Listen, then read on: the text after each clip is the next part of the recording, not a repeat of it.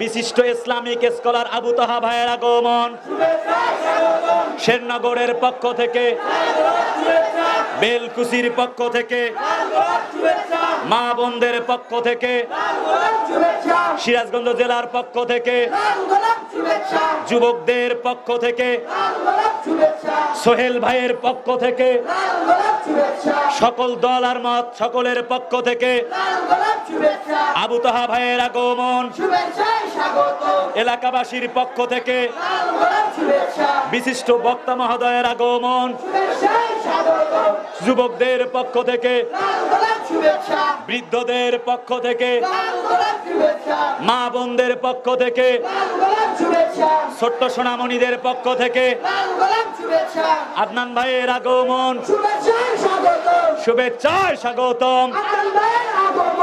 নারায়ে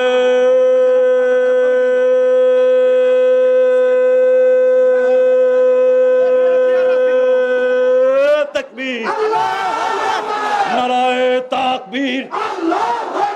আল কোরআনের আলো ঘরে বাইরে জালো, ইসলামের শত্রুরা হুঁশিয়ার সাবধান, বিশ্ব নবীর অপমান, আল কোরআনের অপমান। নারায়ে তাকবীর। আল্লাহ কবুল করো, জোরে কানা আমিন।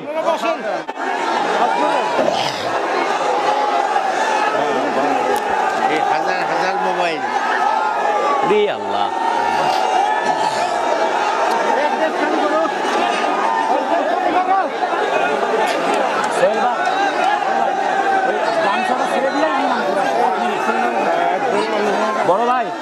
বড় ভাই 1 মিনিট শুধু গামছা দেবো, ভাইয়ের মাধ্যমে দেবো। ভাই এখানে পয়সা ভাইকে 1 টাকা দাও না, একটু সামনে ভাইকে মতো বিদায় নিচ্ছি। আবারও দেখা হবে কোরআনের কোনো এক মঞ্চে। সে পর্যন্ত ভালো থাকুন। আমা তৌফিক ইল্লা বিল্লাহ।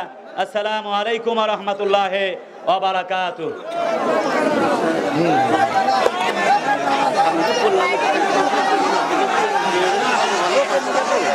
আপনাদের সামনে লোক বেশি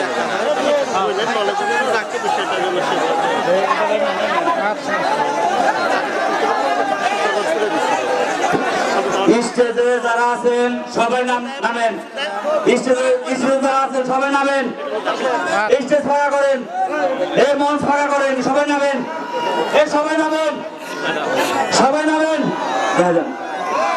সবাই নামেন, একা নামাতেন, এই সবাই নামেন, এই নাইন সব নামাতেন, নামেন নামেন।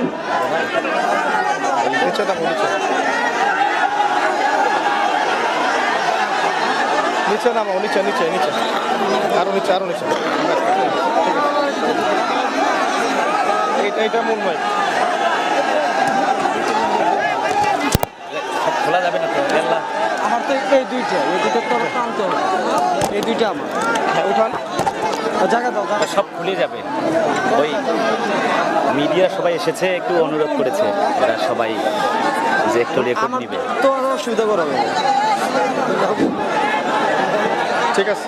হ্যাঁ দাওটাই একটু গরম পানির ব্যবস্থা, গরম পানি, গরম পানি, গরম পানি।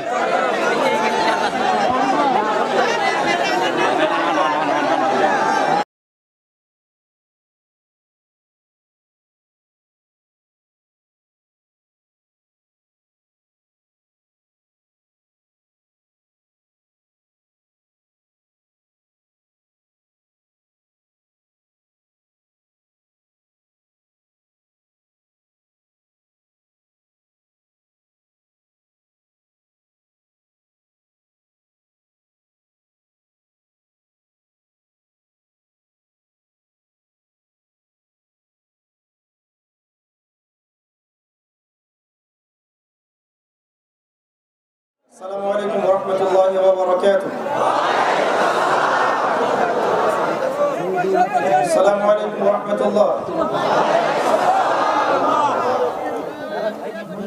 إن الحمد لله نحمده ونستعينه، من يهده الله فلا مضل له ومن يضلل فلا هادي له ونشهد أن لا إله إلا الله وحده لا شريك له. قال الله تعالى: أيها الذين آمنوا اتقوا الله حق تقاته ولا تموتن إلا وأنتم مسلمون. وقال رسول الله صلى الله عليه وسلم: القرآن حجة لك أو عليك وإن الله يرفع بهذا الكتاب أقواما ويضع به الآخرين. رب اشرح لي صدري ويسر لي أمري واحلل عقدة من لساني يفقه قولي. اللهم فقهنا في الدين وعلمنا التأويل. اللهم اجعلنا منهم الذين آمنوا وعملوا الصالحات وتواصوا بالحق وتواصوا بالصبر. آمين يا رب العالمين. আলহামদুলিল্লাহ, যাবতীয় প্রশংসা এবং গুণগান একমাত্র মহিয়ান ও গরিয়ান আল্লাহ সুবহানাহু ওয়া তাআলার জন্য, যে আল্লাহ পাক নাজিল করেছেন মহাবিশ্বের মহাবিশ্বয় মহাগ্রন্থ আল কোরআনুল কারীম, যে আল্লাহ পাক ছাড়া ইবাদত পাওয়ার যোগ্য দ্বিতীয় কোনো হক ইলাহ বা মাবুদ নেই, যে আল্লাহ রাব্বুল আলামিন আজকে আমাদেরকে সুস্থ শরীরে এই দ্বীনি মজলিসে আসার তৌফিক দান করেছেন। সকলে শুকরিয়া আদায় করি, বলি আলহামদুলিল্লাহ। অগণিত অসংখ্য দরুদ এবং সালাত বর্ষিত হোক মহান আল্লাহ প্রেরিত সর্বশেষ নবী এবং চূড়ান্ত নবী, মানবতার মুক্তির দূত মুহাম্মদুর রাসূলুল্লাহ সাল্লাল্লাহু আলাইহি ওয়াসাল্লামের প্রতি। আমরা সবাই দরুদ শরীফ পড়ি। আল্লাহুম্মা সাল্লি আলা মুহাম্মাদ ওয়া আলা আলি মুহাম্মাদ কামা সাল্লাইতা আলা ইব্রাহিম ওয়া আলা আলি ইব্রাহিম ইন্নাকা হামিদুম মাজিদ। اللهم بارك على محمد وعلى آل محمد كما باركت على إبراهيم وعلى آل إبراهيم إنك حميد مجيد. সম্মানিত উপস্থিতি, আপনারা কেমন আছেন? আলহামদুলিল্লাহ আলা কুল্লি হাল ওয়া ফি কুল্লি মাকান। আজকে এই জনসমাবেশে আসতে পেরে আমরা আল্লাহ পাকের কৃতজ্ঞতা স্বীকার করছি।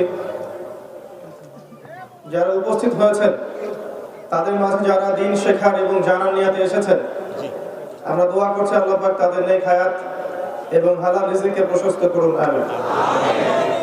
যারা এই মাহফিলকে বাস্তবায়ন করেছেন, সময় দিয়েছেন, শ্রম দিয়েছেন, অর্থ দিয়েছেন, মেধা দিয়েছেন, আল্লাহ রাব্বুল আলামিন তাদের সবার নেক হায়াত এবং হালাল রিজিককে প্রশস্ত করুন, আমিন। এটা একটা দ্বীনি মজলিস, তাই দ্বীনি মজলিসে বসার কিছু আদব আছে। এখানে যিনি কথা বলবেন তাকেও কোরআন এবং সুন্নাহ থেকে কথা বলতে হবে, আর যারা শ্রোতা থাকবেন তাদের আচরণ হবে কোরআন সুন্নাহ মোতাবেক। সূরাতুল বাকারার শেষের দিকে আল্লাহ পাক বলেছেন এক শ্রেণীর শ্রোতার কথা, যারা বলে ওয়াকালু সামি'না ওয়া আতা'না, আমরা শুনলাম এবং মানলাম। আল্লাহ পাক তাদের প্রশংসা করেছেন। একই সূরার মধ্যে আল্লাহ পাক আরেক শ্রেণীর শ্রোতার কথা বলেছেন, যারা বলে ওয়াকালু সামি'না ওয়া আসাইনা, আমরা শুনলাম কিন্তু মানব না। আপনারা কোন শ্রেণীর শ্রোতার অন্তর্ভুক্ত হতে চান? শুনবেন এবং মানবেন, নাকি শুনবেন এবং মানবেন না? শুনবো না, মানবো না?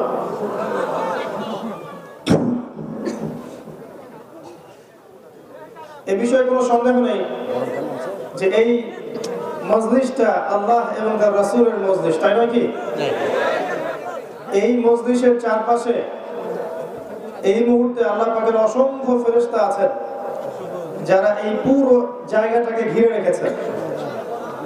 হাদিসের মধ্যে এসেছে যে যখন একটা কওম কোন একটা জায়গায় একত্রিত হয় এবং সেখানে আল্লাহ এবং তার রাসূলের কথা আলোচনা হতে থাকে, কোরআন সুন্নাহর কথা আলোচনা হয়, তখন এই চতুর্দিক আল্লাহর সম্মানিত ফেরেশতারা ঘিরে রাখেন। এই মানুষগুলোর উপর আল্লাহর পক্ষ থেকে শান্তি ও রহমত বর্ষিত হতে থাকে এবং আল্লাহর কাছে যে সম্মানিত ফেরেশতারা আছেন তাদের সামনে আল্লাহ পাক এই মানুষগুলোকে নিয়ে গর্ব করতে থাকেন। এই সমস্ত নেকি নষ্ট হয়ে যাবে যদি আমরা এখানে বসে ইসলামিক আচরণ না করি, সেলফি তোলায় ব্যস্ত থাকি, ভিডিও করায় ব্যস্ত থাকি, ছবি তোলায় ব্যস্ত থাকি, আপোষে কথাবার্তা বলি, অন্যকে কষ্ট দেই, তাহলে নেকির জায়গায় উল্টা গোনা হবে। সূরা হুজুরাত এর প্রথম আয়াতগুলো পড়ে দেখবেন, এখানে এসেছে যে নবী সাল্লাল্লাহু আলাইহি ওয়াসাল্লামের কণ্ঠস্বরের চেয়ে উঁচু কণ্ঠে কথা বললে আমল সব নষ্ট হয়ে যায়। নবী সাল্লাল্লাহু আলাইহি ওয়াসাল্লামের কণ্ঠস্বরের চাইতে গলার আওয়াজ উঁচু করে কথা বললে তার সামনে আমল নষ্ট হওয়ার হুমকি দিয়েছেন আল্লাহ পাক। তো এখানে নিঃসন্দেহে কোরআন থেকে কথা হবে, নবীর সুন্নাহ থেকে কথা হবে। তাই আমাদের আচরণটা যেন হয় বিনয়ী এবং খোলা মনে সত্য গ্রহণের মানসিকতা নিয়ে বসতে হবে ইনশাআল্লাহ। আল্লাহ পাক তৌফিক এনায়েত করুন, আমিন। কি কারণে ফেরেশতাদের সামনে আল্লাহ পাক গর্ব করবেন? যখন আল্লাহ রাব্বুল আলামিন মানুষকে সৃষ্টি করতে চেয়েছেন তখন ফেরেশতারা একটা কথা বলেছিল, আতাজআলু ফিহা মান ইউফসিদু ফিহা ওয়া ইয়াসফিকু দিমা। হে আল্লাহ, আপনি পৃথিবীতে কি এমন কাউকে পাঠাচ্ছেন খলিফা করে যে পৃথিবীতে রক্তপাত ঘটাবে এবং ফাসাদ সৃষ্টি করবে? ফেরেশতাদের রেসপন্স কিন্তু পজিটিভ ছিল না। তাদের অভিজ্ঞতার আলোকে তারা বলেছিলেন যে আপনি কি এমন কাউকে সৃষ্টি করতে যাচ্ছেন যে পৃথিবীতে গিয়ে রক্তপাত ঘটাবে এবং ফাসাদ সৃষ্টি করবে? আল্লাহ পাক বলেছেন, ইন্নী আ'লামু মা লা তা'লামুন, আমি যা জানি তোমরা তা জানো না। তার মানে সব মানুষ এমন হবে না। আল্লাহর অনুগত বাছাইকৃত কিছু বান্দা থাকবেন যারা আল্লাহ পাকের আদেশ মেনে চলবেন এবং রাসূলের আদেশ মেনে চলবেন। আমরা কাদের অন্তর্ভুক্ত হতে চাই? মালায়েকারা যা বলেছিলেন, পৃথিবীতে এখন মানুষ মূলত এই দুইটা কাজই করছে, রক্তপাত ঘটাচ্ছে অথবা এই জমিনে ফাসাদ সৃষ্টি করছে। আল্লাহ রাব্বুল আলামিন সূরা রুমের মধ্যে বলেছেন, যাহারাল ফাসাদু ফিল বাররি ওয়াল বাহরি বিমা কাসাবাত আইদিন নাস। জলে এবং স্থলে যত বিপর্যয় ছড়িয়ে পড়েছে, এই সমস্ত বিপর্যয়গুলো হচ্ছে মানুষের হাতের কামাই। কার হাতের কামাই? এটা আল্লাহর কথা। আমি আস্তে আস্তে দেখাবো যে পুরো বৈশ্বিক প্রেক্ষাপটে এখন কি কি ফিতনা বিরাজ করছে এবং এই ফিতনাগুলো কার হাতের কামাই এবং এই ফিতনাদের উত্তরণের পথ কি, ইনশাআল্লাহ আমরা সংক্ষিপ্ত সময়ের মধ্যে আলোচনার চেষ্টা করবো ইনশাআল্লাহ। তবে আলোচনা দুই চোখ দিয়ে দেখতে হবে আর দুই কান দিয়ে শুনতে হবে। শুধু বাহ্যিক চোখ দিয়ে দেখলে আর বাইরের কান দিয়ে শুনলে অনেক কথা বুঝতে পারবে না। আপনাকে মনের চোখ দিয়েও শুনতে হবে আর মনের কান দিয়েও শুনতে হবে। হৃদয়ের চোখ দিয়ে দেখবেন, হৃদয়ের কান দিয়ে শুনবেন, ইনশাআল্লাহ দেখবেন কথা তাসির হবে ইনশাআল্লাহ আযজা ওয়া জাল। যাই হোক,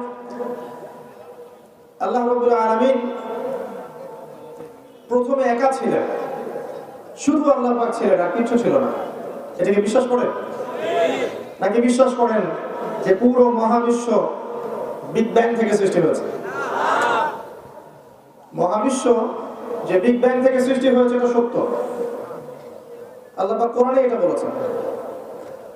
সূরা আম্বিয়া 31 নম্বর আয়াত পড়লে দেখবেন আল্লাহ বলেছেন, বা'দা আউযু বিল্লাহি মিনাশ শাইতানির রাজীম, আওয়ালাম ইয়ারাল্লাযীনা কাফারু আন্না আস-সামাওয়াতি ওয়াল আরদা কানাতা রাতকান ফাফাতাকনাহুমা وجعلنا من الماء كل شيء حي أفلا يؤمنون। আল্লাহ পাক বলেছেন, যারা অবিশ্বাস করছে আমাকে তারা কি লক্ষ্য করে দেখে না, ভেবে দেখে না যে এই আসমান সমূহ, এই মহাবিশ্ব এবং এই পৃথিবী একটা বিন্দুর মধ্যে ছিল, ফাফাতাকনাহুমা, এরপর আমি এটাকে পৃথক করে দিয়েছি। দলিল পাওয়া গেছে? তাদের ফিলোসফি বা দর্শন মতে পুরো মহাবিশ্ব সৃষ্টি হয়েছে বিগ ব্যাং থেকে। আল্লাহ পাক বলছেন বিগ ব্যাং থেকে সৃষ্টি হয়েছে বটে, তবে এইটা সৃষ্টি করেছি আমি, বিগ ব্যাং ঘটিয়েছি আমি আল্লাহ। কথা বুঝতে পারছেন? তাদের জ্ঞান এই পর্যন্ত পৌঁছেছে, যেহেতু তাদের জ্ঞানে একটা মূলনীতি আছে। মূলনীতি কি?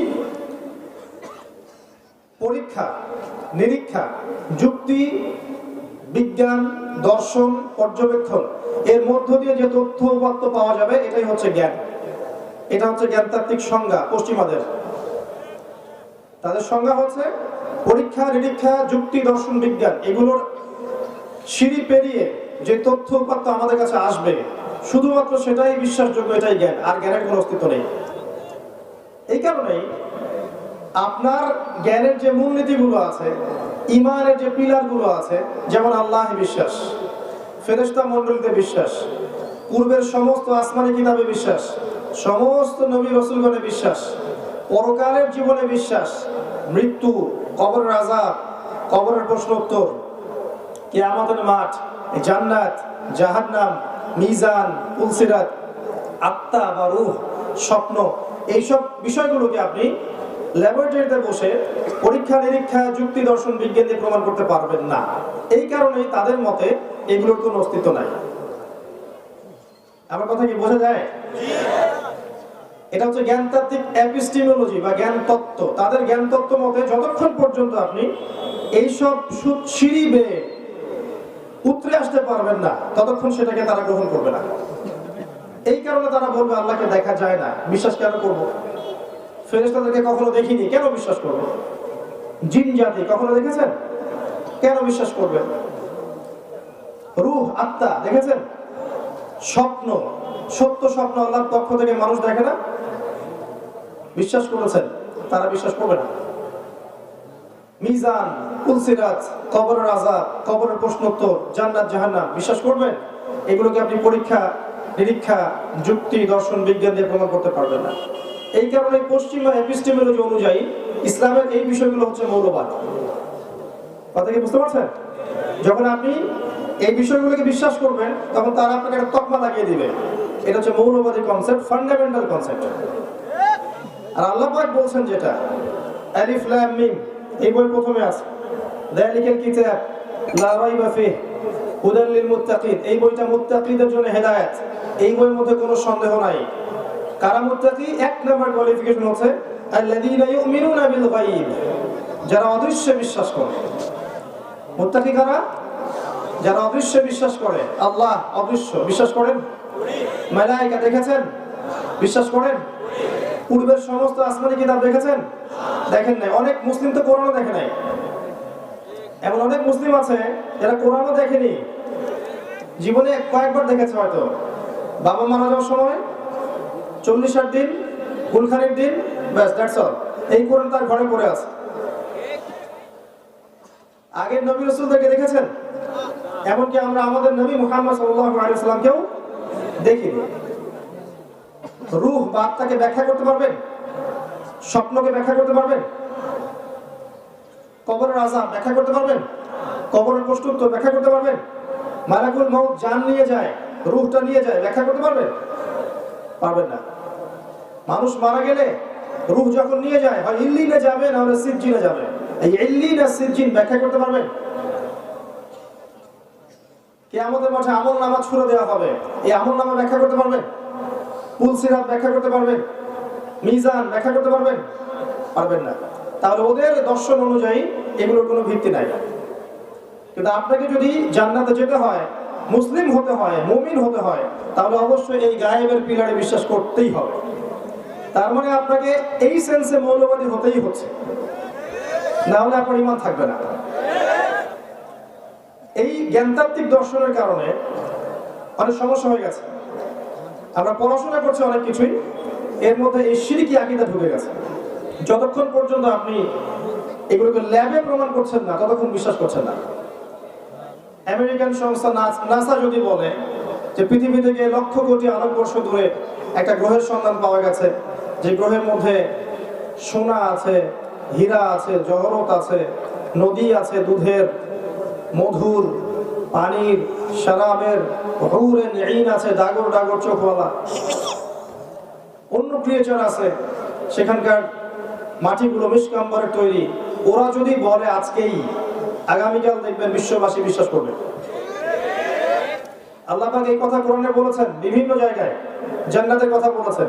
এমন একটা জায়গা আমি রেখেছি মুমিনদের জন্য, মুত্তাকিদের জন্য, যেখানে এই বিষয়গুলো আছে। এমনি এমনও বিষয় আছে যা তোমরা কখনো চোখেও দেখোনি, কল্পনাও করতে পারো না, কিন্তু আমরা বিশ্বাস করছি না। যারা বিশ্বাস করে তাদেরকে এখন বাঁকা চোখে দেখা হয়। তো জ্ঞানতাত্ত্বিক পার্থক্যটাকে বোঝেন। এই জ্ঞান কোত্থেকে আসলো? আল্লাহ রাব্বুল আলামিন একা ছিলেন, আর কিচ্ছু ছিল না। এরপর আল্লাহ পাক সৃষ্টি করেছেন এই মহাবিশ্ব কয় দিনে? মাত্র 6 দিনে। এই দিন কি আমাদের দিনের মতো? না, এই দিন আমাদের দিনের মতো নয়। আল্লাহর দিনের হিসাব আর আমাদের দিনের হিসাব এক নয়।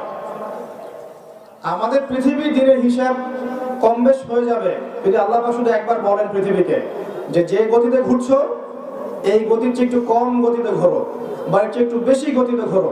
দেখবেন দিন রাতের এই যে 24 ঘন্টা চেঞ্জ হয়ে গেছে, হবে না? আর এই গতির পরিবর্তন হলে সময় পরিবর্তন হবে না? এই পৃথিবীতে 24 ঘন্টা দিন রাত, ওই নেপচুন প্লুটো গ্রহের দিন রাত কি সেম? বৃহস্পতির দিন রাত সেম না। আল্লাহ পাক এমন জান্নাত মুমিনদেরকে দিবেন যে জান্নাত কাউকে কেন্দ্র করে ঘুরবে না। জান্নাত কাউকে কেন্দ্র করে ঘুরবে না। এই জন্য জান্নাতে কোনো সময়ের শেষ নেই, চিরস্থায়ী জীবন। জাহান্নামে একই অবস্থা, জাহান্নামও কাউকে কেন্দ্র করে ঘুরবে না। তাই জাহান্নামের সময় শুরু আছে, শেষ নাই। এক সময় আল্লাহ একা ছিলেন, আর কিছু ছিল না। হুয়াল আউয়াল, তিনি প্রথম। এরপর আল্লাহ পাক কি করলেন? মহাবিশ্ব সৃষ্টি করলেন। তবে তার আগে একটা কাজ করেছেন আল্লাহ পাক। আল্লাহ পাক কলম সৃষ্টি করেছেন। কি করেছেন? কলম। মনে রাখবেন এই কথাটা, আল্লাহ পাক কলম সৃষ্টি করেছেন। এবং কলম সৃষ্টি করে আল্লাহ পাক বলেছেন, উক্তুব, তুমি লিখো। এটা কি রকম কলম আল্লাহ ভালো জানেন, আমরা জানি না। আমরা বিশ্বাস করি, কারণ আমরা গায়েবে বিশ্বাস করি। কলম বলেছিল মাযা আকতুব, আমি কি লিখবো? আল্লাহ বলেছেন কিয়ামত পর্যন্ত যত কিছু হবে সবকিছু এই লাওহে মাহফুজে লিখে ফেলো। কলম প্রত্যেকটা সৃষ্টির তাকদীর লাওহে মাহফুজে লিখে ফেলেছে। আপনি দুনিয়াতে যাই করেন, আপনার রিজিকে যত দানা চাল আছে এর একটা দানা বেশি আপনি খেতে পারবেন না। আপনি পৃথিবীতে যত কষ্টই থাকেন, হতাশায় থাকেন, একটা দানা রেখে পৃথিবী থেকে আপনি যাবেন না। তাই রিজিকের জন্য ঘুষ, সুদ, দুর্নীতি, অন্যের সম্পদ আত্মসাৎ করা, প্রতারণা, সিন্ডিকেট, মাপে কম দেওয়া, এগুলো ছেড়ে দেন। আপনার রিজিক আপনার কাছেই আছে, কেউ কেড়ে নিতে পারবে না। মৌত যেমন মানুষকে খোঁজে, রিজিক তেমন মানুষকে খোঁজে। আমাদের কাউন্সিলর সাহেবের বাসায় বা তার আত্মীয়র বাসায় আজকে আমার রিজিক লেখা ছিল বলেই এখানে এসেছে, না হলে আসতে পারতাম না। তো তাকদীর লেখা হয়ে গেছে, এটাকে বলে তাকদীর। এখানে একটা কথা বলি, কিছু মানুষ আছে যারা বলে যে তাকদীর বলতে কিচ্ছু নাই। এদেরকে কি বলা হয় জানেন? এদের আরবি নাম হচ্ছে কাদারিয়া। কি নাম? ভাগ্য বিশ্বাস করে না যারা, কাদারিয়া। তাদের মতে মানুষ নিজেই তার কর্মের নিয়ন্ত্রণ, মানুষ যা করবে মানুষ তাই পাবে। কোরআন থেকে তারা দলিল দিয়ে থাকে, ওয়ালাইসাল ইনসান ইল্লা মা সাআ, মানুষ চেষ্টার বাইরে কিছু পাবে না, এরকম দলিল দিয়ে থাকে।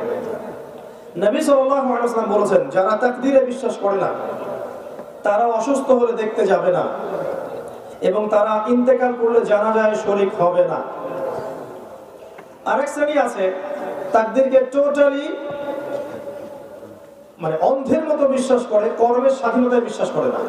তারা মনে করে যে ভাগ্যে যা লেখা আছে চূড়ান্ত এটাই হবে, আমার কাজের কোনো স্বাধীনতা নাই। এটা আরেকটা চরমপন্থী আকীদা। এদেরকে বলা হয় জাবারিয়া। কি বলা হয়? জাবারিয়া। তাদের দলিল ইন্নাল্লাহা আলা কুল্লি শাইইন কাদির, আল্লাহ পাক সমস্ত বিষয়ের উপর কর্তৃত্বশীল। দেখেন এই বইটাকে যারা নবী সাল্লাল্লাহু আলাইহি ওয়াসাল্লাম এবং সাহাবায়ে কেরামের বুঝ, আন্ডারস্ট্যান্ডিং অনুযায়ী বুঝেছে, তারা ইনশাআল্লাহ পরকালে নাজাত পেয়ে যাবে। নিজেদের মতো করে যারা এই বইটাকে বুঝতে গেছে তারা কোরআন পড়েও বিভ্রান্ত হয়ে গেছে। কোরআন পড়েও মানুষ বিভ্রান্ত হতে পারে। ইউদিল্লু বিহি কাসীরা ওয়া ইয়াহদি বিহি কাসীরা। আল্লাহ পাক এর মাধ্যমে অনেককে হেদায়েত দেন, অনেককে আবার পথভ্রষ্ট করে ফেলতে পারে। মানে কোরআন থেকে দলিল দিয়েই মানুষ পথভ্রষ্ট হয়ে যেতে পারে যদি কোরআনটাকে নবীর বুঝ অনুযায়ী না বোঝে, নিজের মন গড়া বুঝ অনুযায়ী ব্যাখ্যা করে। আচ্ছা, তো এই তাকদীর লেখার পর আল্লাহ পাক মহাবিশ্ব সৃষ্টি করেছেন 6 দিনে, এবং প্রত্যেক আকাশে, 7 আকাশে আল্লাহ পাক অসংখ্য ফেরেশতা সৃষ্টি করেছেন আগেই। তারা কি থেকে তৈরি?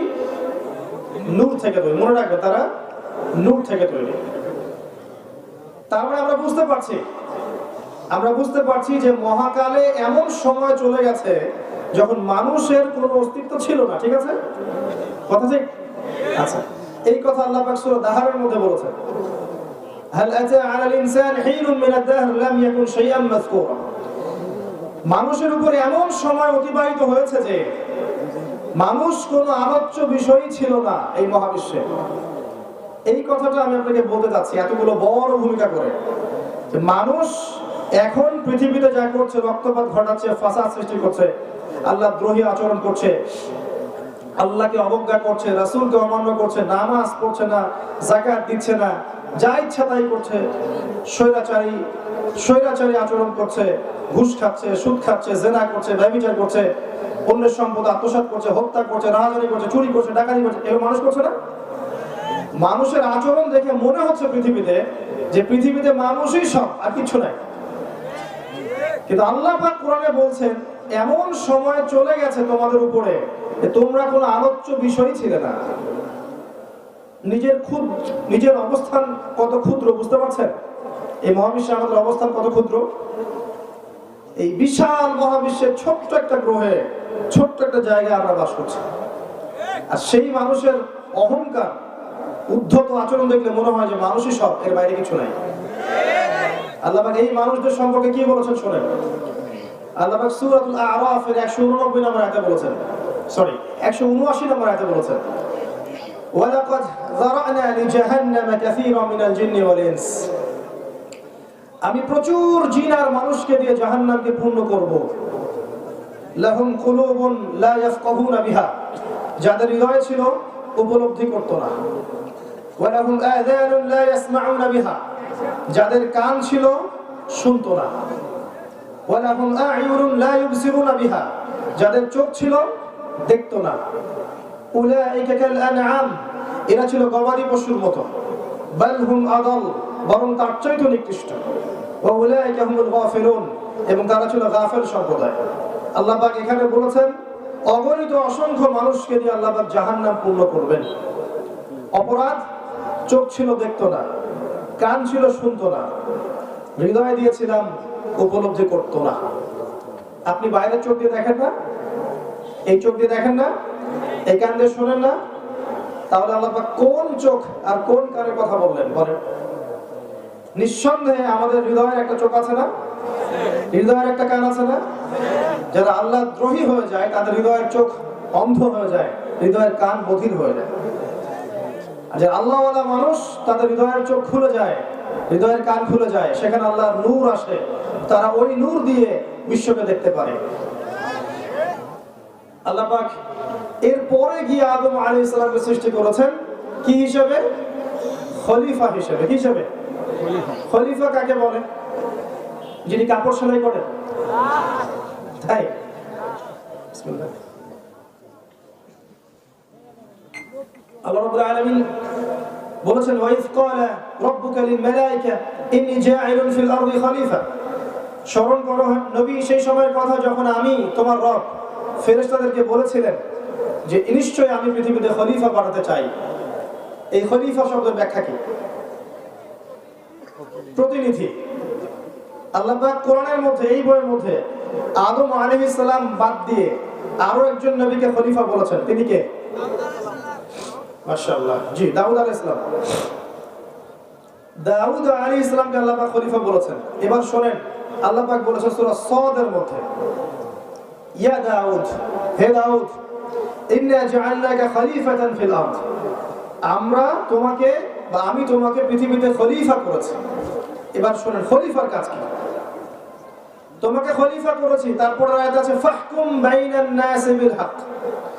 তোমার ফাংশন হচ্ছে তুমি মানুষের মাঝে ন্যায় বিচার করবে, হকের মধ্য দিয়ে বিচার ফয়সালা করবে। এটা একটা খলিফার দায়িত্ব।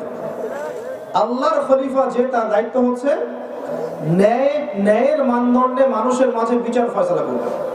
ওয়ালা তাত্তাবিউল হাওয়া, নিজের মন গড়া মতবাদের অনুসরণ করবে না, নিজের মন গড়া প্রবৃত্তির অনুসরণ করবে না।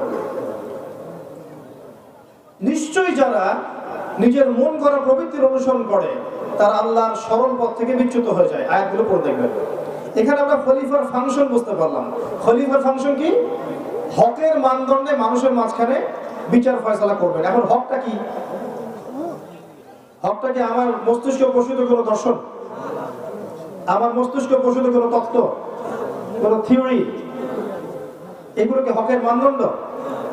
মানুষের মস্তিষ্ক প্রসূত জ্ঞানই কি সত্য মিথ্যার চূড়ান্ত মানদণ্ড? যদি তাই হয় তাহলে ওই যে পশ্চিমারা বলছে যে একটা ছেলে একটা ছেলেকে বিয়ে করতে পারবে, এবং আপনারা জানেন এই ধরনের মানুষ কিন্তু আমাদের দেশেও আছে, আছে না? কওমে লূত সমকামী। তো মানুষের মস্তিষ্ক যদি সত্য মিথ্যার চূড়ান্ত মানদণ্ড হয়, এদেরকে আপনি কি বলবেন? ওরা বলছে এটা বাক স্বাধীনতা, একটা ছেলে একটা ছেলেকে বিয়ে করতেই পারে, মত প্রকাশের স্বাধীনতা। এক পর্যায়ে তারা ডিকশনারিতে লিখেছিল যে এটা হচ্ছে একটা অসুস্থতা। চেক করে দেখ, গুগল চেক করে দেখবেন, হোমোসেক্সুয়ালিটি লিখে চেক করে দেখবেন যে এক পর্যায়ে তারা বলতো এটা হচ্ছে অসুস্থতা, মানুষের মানসিক অসুস্থতা। এখন তারা বলছে এটা বাক স্বাধীনতা। এই যে মানুষের মস্তিষ্ক প্রসূত জ্ঞান, এটা কি সত্য মিথ্যার চূড়ান্ত মানদণ্ড হলো? এক শ্রেণীর লোক বলছে যে মদ খাওয়া যায়, মদ খেলে কাজে আগ্রহ জন্মায়। এক শ্রেণীর লোক বলছে রিবা বা সুদ খেলে কি সমস্যা? ইন্নামাল বাইউ মিসলু রিবা, রিবা সুদ যেমন ব্যবসাও কেমন। এক শ্রেণীর মহিলা আছে, দেখবেন জিন্স পরে এবং গেঞ্জি পরে ঘুরে বেড়াচ্ছে, তারা বলছে আমরা পুরুষের সাথে কাঁধে কাঁধ মিলিয়ে চলছি। তো এই যে সমস্যাগুলো হচ্ছে, এই প্রবলেমগুলো মানুষের মস্তিষ্ক প্রসূত জ্ঞানকে সর্বোচ্চ প্রাধান্য দেওয়ার কারণে হচ্ছে। তাহলে আপনি সত্য মিথ্যার মানদণ্ড কোথায় বুঝবেন? এখানে আসেন। আল্লাহ পাক এই কোরআনের মধ্যে সূরা কাহফ নাম জানেন তো? সূরা কাহফ নামে একটা সূরা আছে না? এই সূরা কি থেকে বাঁচাবে? মাশাআল্লাহ, এই সূরাই আপনাকে দাজ্জাল থেকে বাঁচাবে। এই সূরার মধ্যে এমন কিছু আছে যা বুঝলে আপনি দাজ্জালকে চিনতে পারবেন এবং বাঁচতে পারবেন ইনশাআল্লাহ।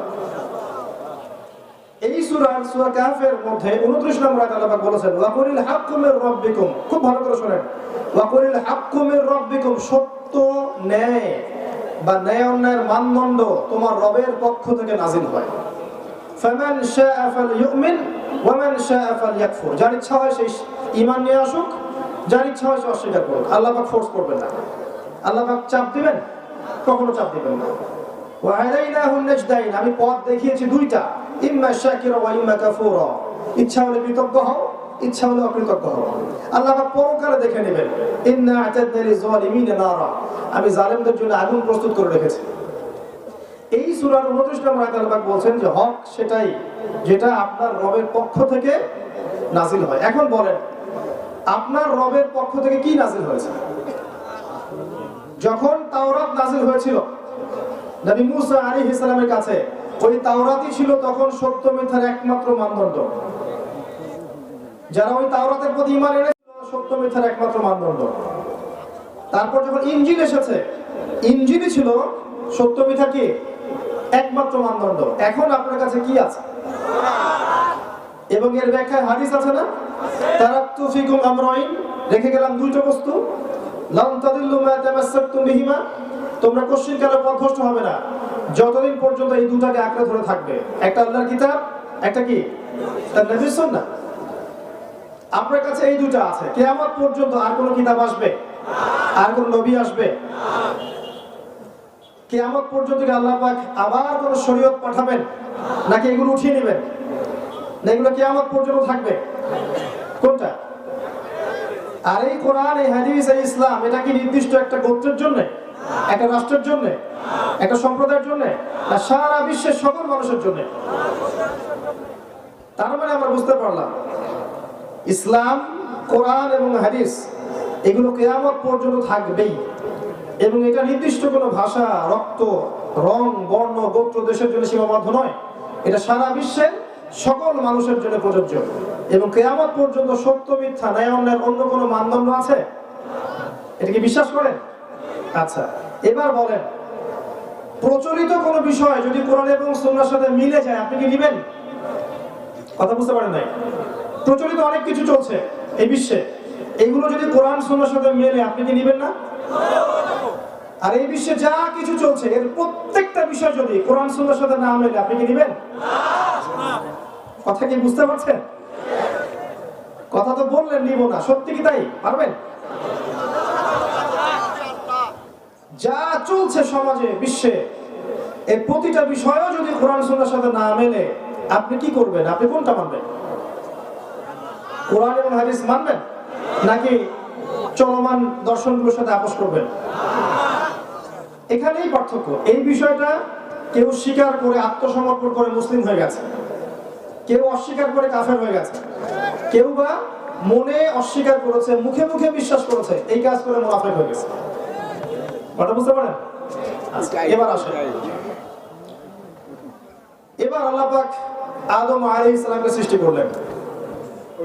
আপনারা এই কথাটা মনে রাখেন কিন্তু, যে ওয়াদা করেছেন কোরআন এবং সুন্নাহর সাথে যা মিলবে নিবেন, যা মিলবে না নিবেন না। আচ্ছা, সুদ ভিত্তিক অর্থনৈতিক সিস্টেম কোরআন সুন্নাহর সাথে মেলে, তাই না ভাই? নিবেন? নিবেন না। আচ্ছা, ফেমিনিস্ট রেভলিউশন, নারীদের অশ্লীল ভাবে চলাফেরা করা, কোরআন সুন্নাহর সাথে মেলে? আচ্ছা, মাদক দ্রব্যের ব্যাপক ছয়লাভ, কোরআন সুন্নাহর সাথে মেলে? মুসলিমদের মধ্যে তাওহীদের মধ্যে শিরক, এই যে আল্লাহ ছাড়া অন্য কাউকে সিজদা করা, অন্য কারোর কাছে দোয়া করা, অন্য কারোর কাছে নজর মানত করা, অন্য কারোর কাছে অন্য কারোর জন্য শপথ করা, অন্য কারোর কাছে এই যে কুরবানি করা, অন্য কাউকে সিজদা করা, অন্য কারোর কাছে দোয়া করা, কোরআন সুন্নাহর সাথে মেলে? দিবেন? নবী সাল্লাল্লাহু আলাইহি ওয়াসাল্লামের সুন্নাত, এর মধ্যে যত বেদাত ঢুকেছে কোরআন সুন্নাহর সাথে মেলে? নিবেন আপনি? আচ্ছা, ওই প্রথমে যে এডুকেশনাল শিক্ষার কথা বললাম, জ্ঞানতাত্ত্বিক মানদণ্ড, আমরা গায়েবে বিশ্বাস করি, তারা গায়েবে বিশ্বাস করে না, ওইটা কি কোরআন সুন্নাহর সাথে মিলবে? আপনি নিবেন? আচ্ছা, আমাদের সংস্কৃতির নামে যে বেহায়াপনাগুলো চলছে, আপনি পশ্চিমা সংস্কৃতি অনুসরণ করছেন, তাদের দিবস পালন করছেন, কৃষ্টি কালচার ফলো করছেন, তাদেরকে আইডল রূপে গ্রহণ করেছেন, এগুলো মিলছে কোরআন সুন্নাহর সাথে? নিবেন? আচ্ছা, যুবকরা এখন মাদক খাচ্ছে, মাদকের ব্যাপক ছয়লাভ, এগুলো কোরআন সুন্নাহর সাথে মিলছে? আপনি কি নিবেন? যুব সমাজ এখন পর্নোগ্রাফিতে আসক্ত, তাদের রাত পর্নোগ্রাফি না দেখলে কাটে না, এগুলো কোরআন সুন্নাহর সাথে মেলে? নিবেন আপনি? আপনার গার্লফ্রেন্ড আপনার কাছে মাসে 3-4-5 হাজার টাকা খরচ করায়, এটা কোরআন সুন্নাহর সাথে মেলে? নিবেন আপনি? জিনা আপনি করতে পারবেন চাইলেই, জিনা চাইলেই করতে পারবেন, পতিতালয় উন্মুক্ত, আপনি কি যাবেন? কোরআন সুন্নাহর সাথে মিলবে? ওয়াদা করেছেন আল্লাহর কাছে যে আল্লাহ কোরআন এবং সুন্নাহর সাথে যা মেলে আমি সেগুলো নিব, যেগুলো মেলে না সেগুলো নিব না। এখন যদি কোরআন সুন্নাহ ফলো করার পরে আমি আপনাকে বলি যে আপনি একজন মৌলবাদী মানুষ, আপনি কি করবেন?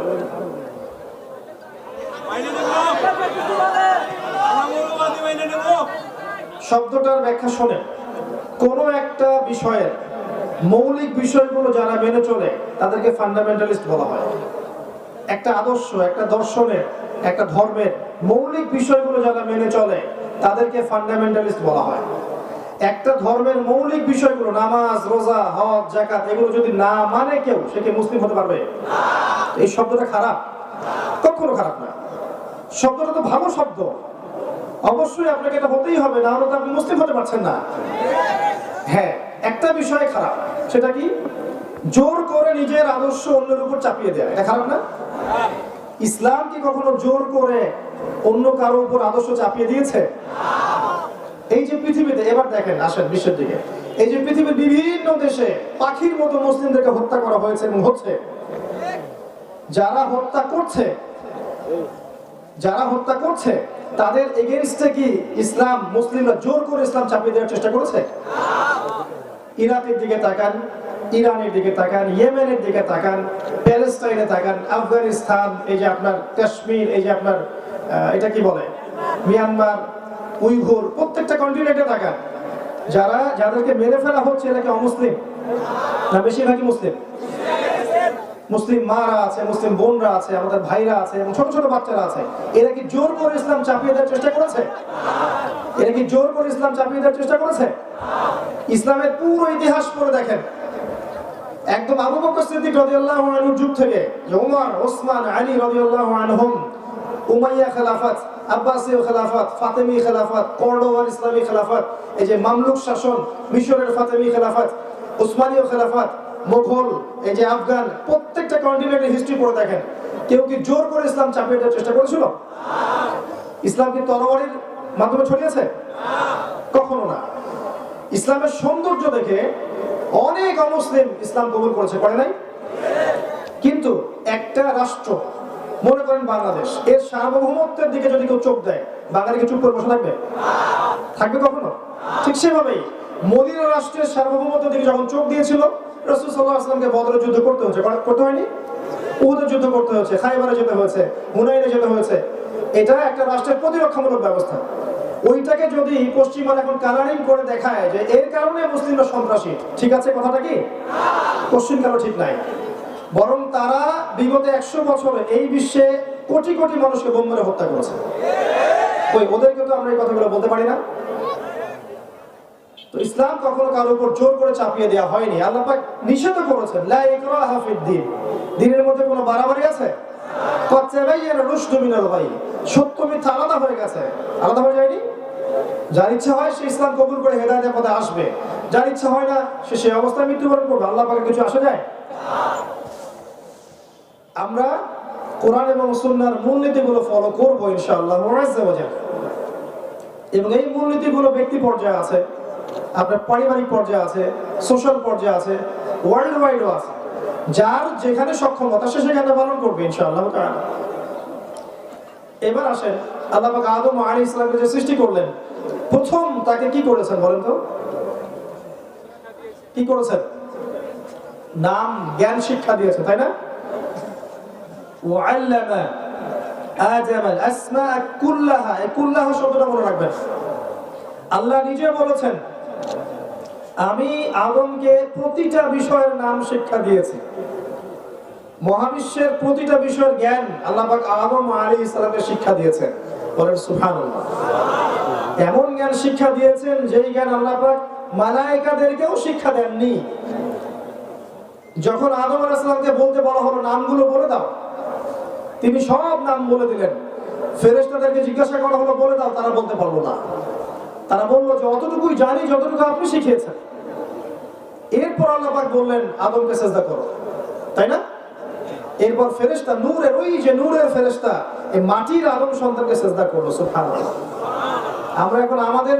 আমরা কিন্তু আমাদের মূল্য বুঝি না, যে আমরা কত উন্নত সৃষ্টি, আল্লাহ পাকে কত প্রিয়, আল্লাহ কত ভালোবেসে মহব্বতের সাথে আমাদেরকে সৃষ্টি করেছে। আমরা কিন্তু আমাদের মূল্য বুঝি না।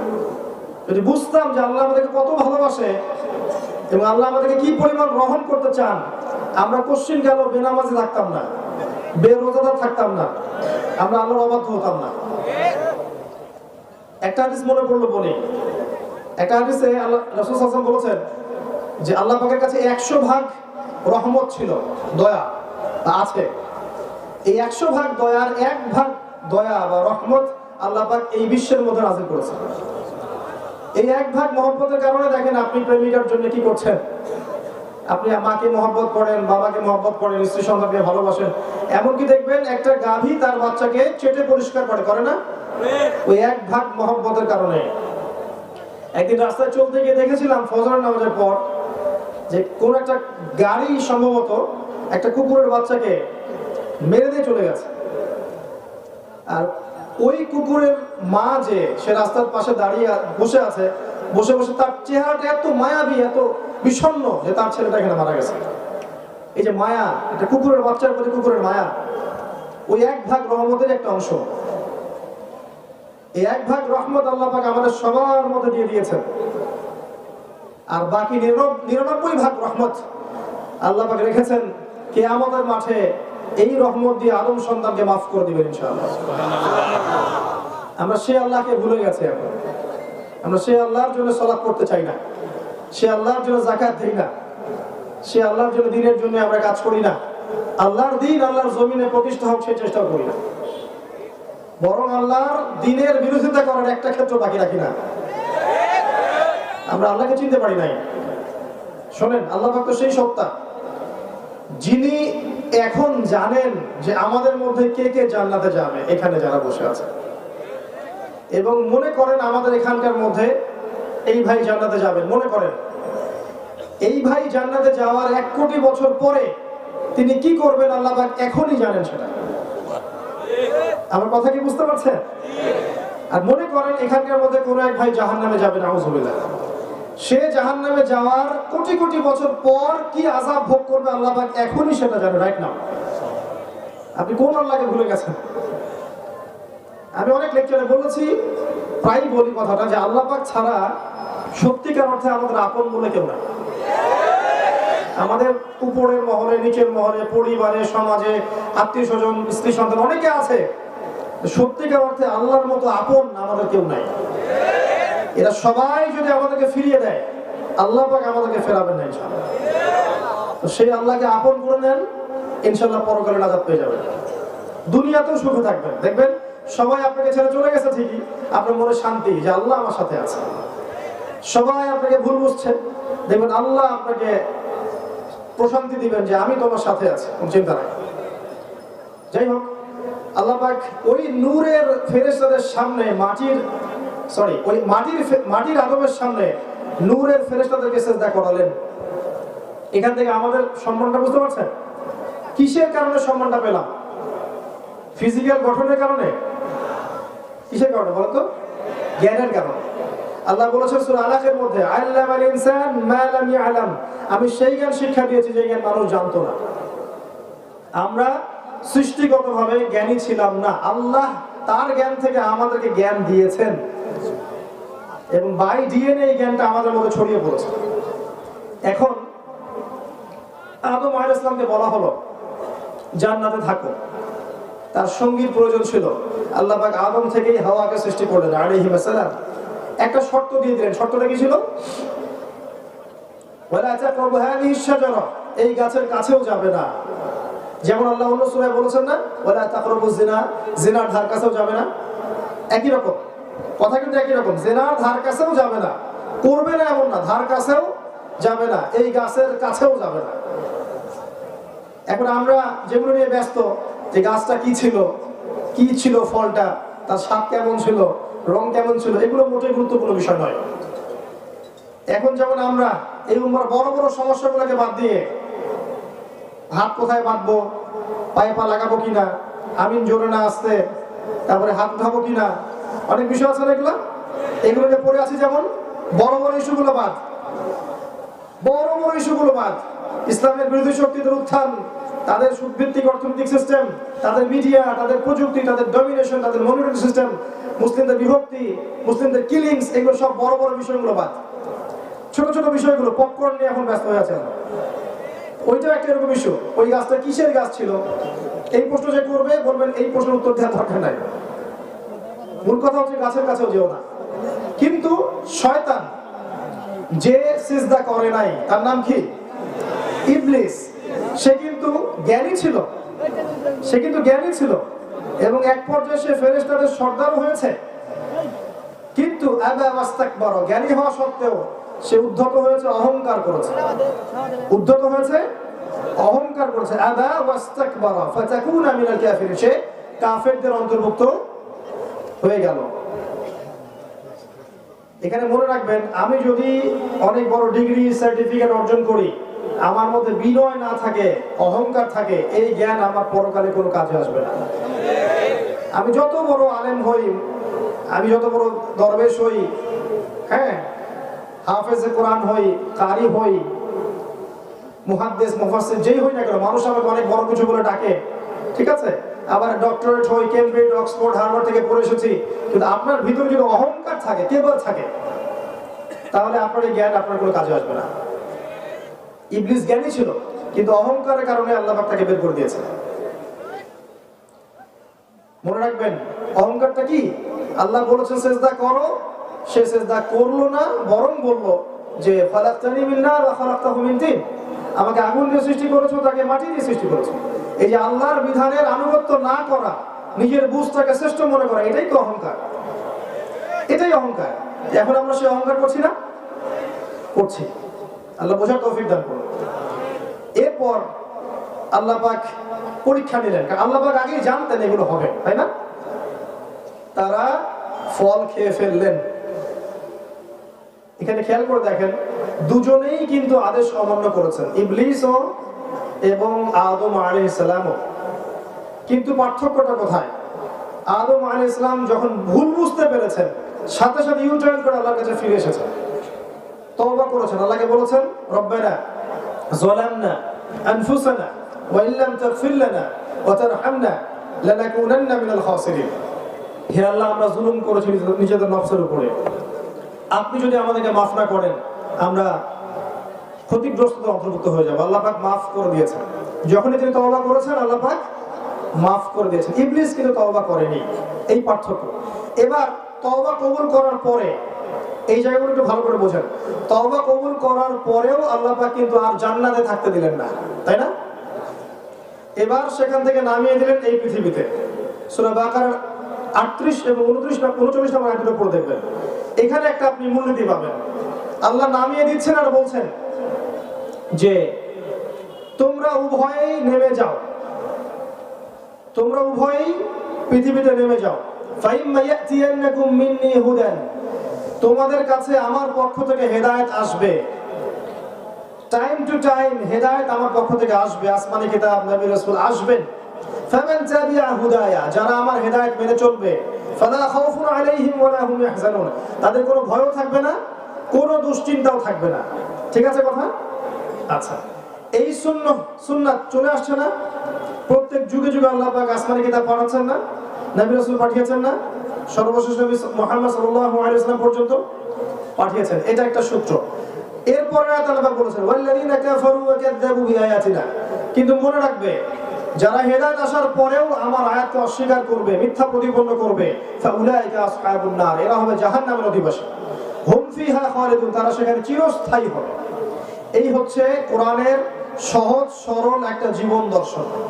আল্লাহর হেদায়েত আসবে, আপনি যদি মানেন ইনশাআল্লাহ আপনি সেই জান্নাতে যাবেন যেখান থেকে এসেছেন।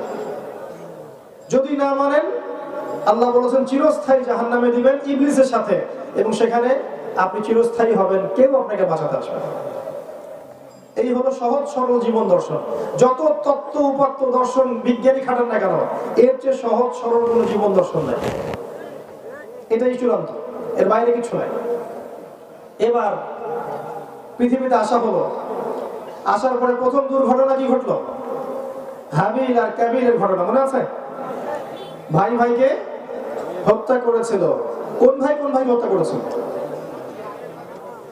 কাবিল হাবিলকে। ফেরেশতাদের কথা মনে রাখেন, তারা কি বলেছিল?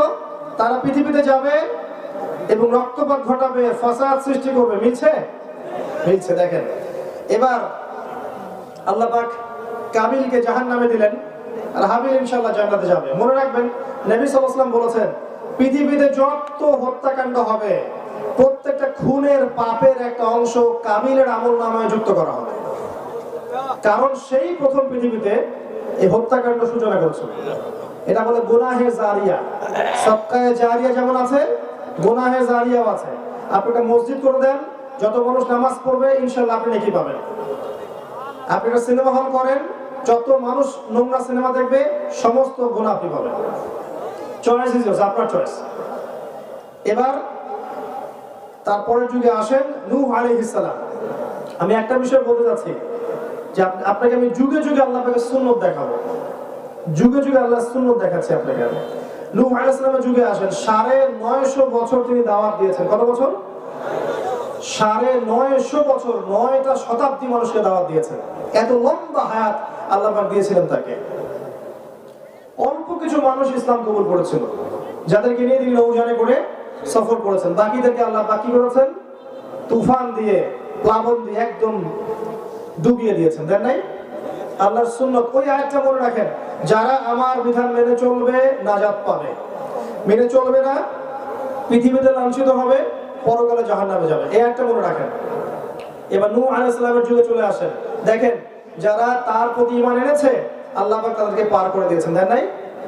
আর যারা আনে নাই আল্লাহ পাক ডুবিয়ে মেরেছেন, মারেন নাই? আচ্ছা, এর পরের যুগে যান, দেখেন আজ জাতি বিশাল বিশাল শারীরিক দেহ, অনেক বড় বড় কাঠামো দেহের, একদম তাল গাছের সমান সমান লম্বা এক একজন, এবং তারা বলতো মান আশাদ্দু মিন্না কুওয়া, আমাদের যে শক্তিশালী কোনো কম থাকতে পারে? কি আল্লাহ পাক বাঁচিয়েছেন? তার অনুসারীদেরকে কি আল্লাহ পাক বাঁচিয়েছেন?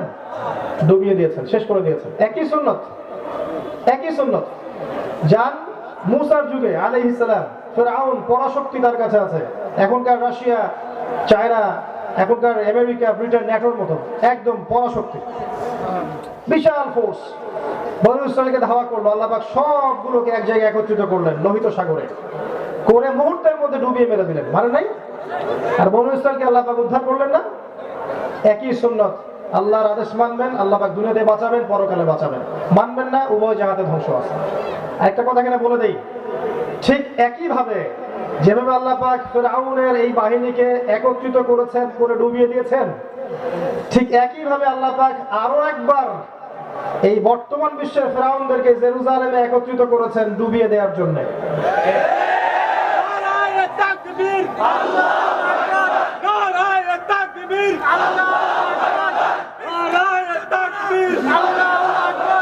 আল্লাহ পাক এমনি এমনি করেনি এটা, তারা আস্তে আস্তে আরো উন্নতি করবে।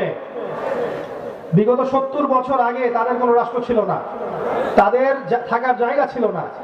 1914 সালে যখন প্রথম বিশ্বযুদ্ধের ঘটনাগুলো ঘটছে এবং অটোমান এম্পায়ার টার্কিশরা যখন পরাজিত হলো, এরপর তারা ওই জেরুজালেমে ঢোকার সুযোগ পেয়েছে। এর আগে 2000 বছর পর্যন্ত ওরা জেরুজালেমে ঢুকতে পারে নাই, এবং সেখানে গিয়ে মুসলিম মা বোনদের ইজ্জত নষ্ট করেছে, ভাইদেরকে হত্যা করেছে, বসতি নির্মাণ করে সেখানে কলোনাইজ করেছে তাদেরকে। এরপরে 14 থেকে 47 সাল পর্যন্ত আরো শক্তিশালী হয়েছে, এবং ওই পশ্চিমাদের হাত ধরে তারা আবারও উন্নতি করা শুরু করেছে।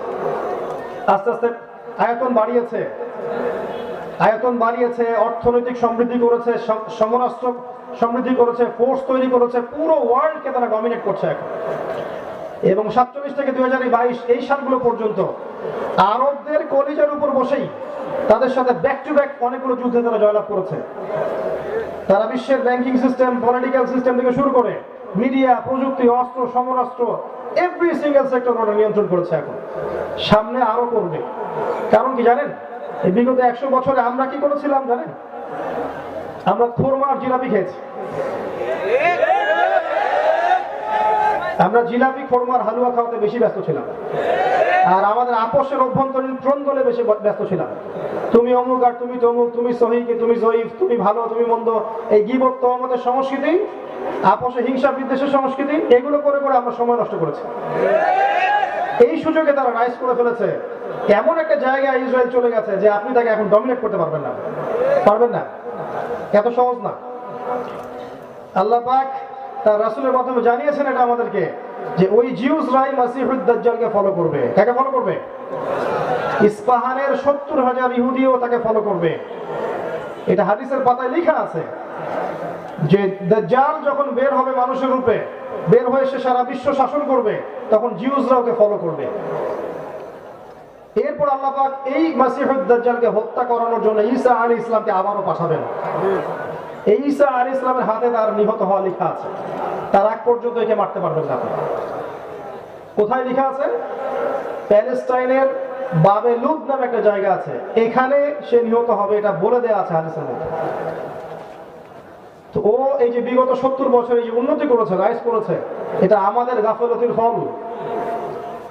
মনিটরি সিস্টেম থেকে শুরু করে আরবদের তেল, ওদের বাণিজ্য, ওদের ফাইন্যান্স, ওদের মিডিয়া, ওদের প্রযুক্তি, সংস্কৃতি, ওদের মনিটরি সিস্টেম, পেট্রো ডলার, সব কিছু নিয়ন্ত্রণ করে ফেলেছে।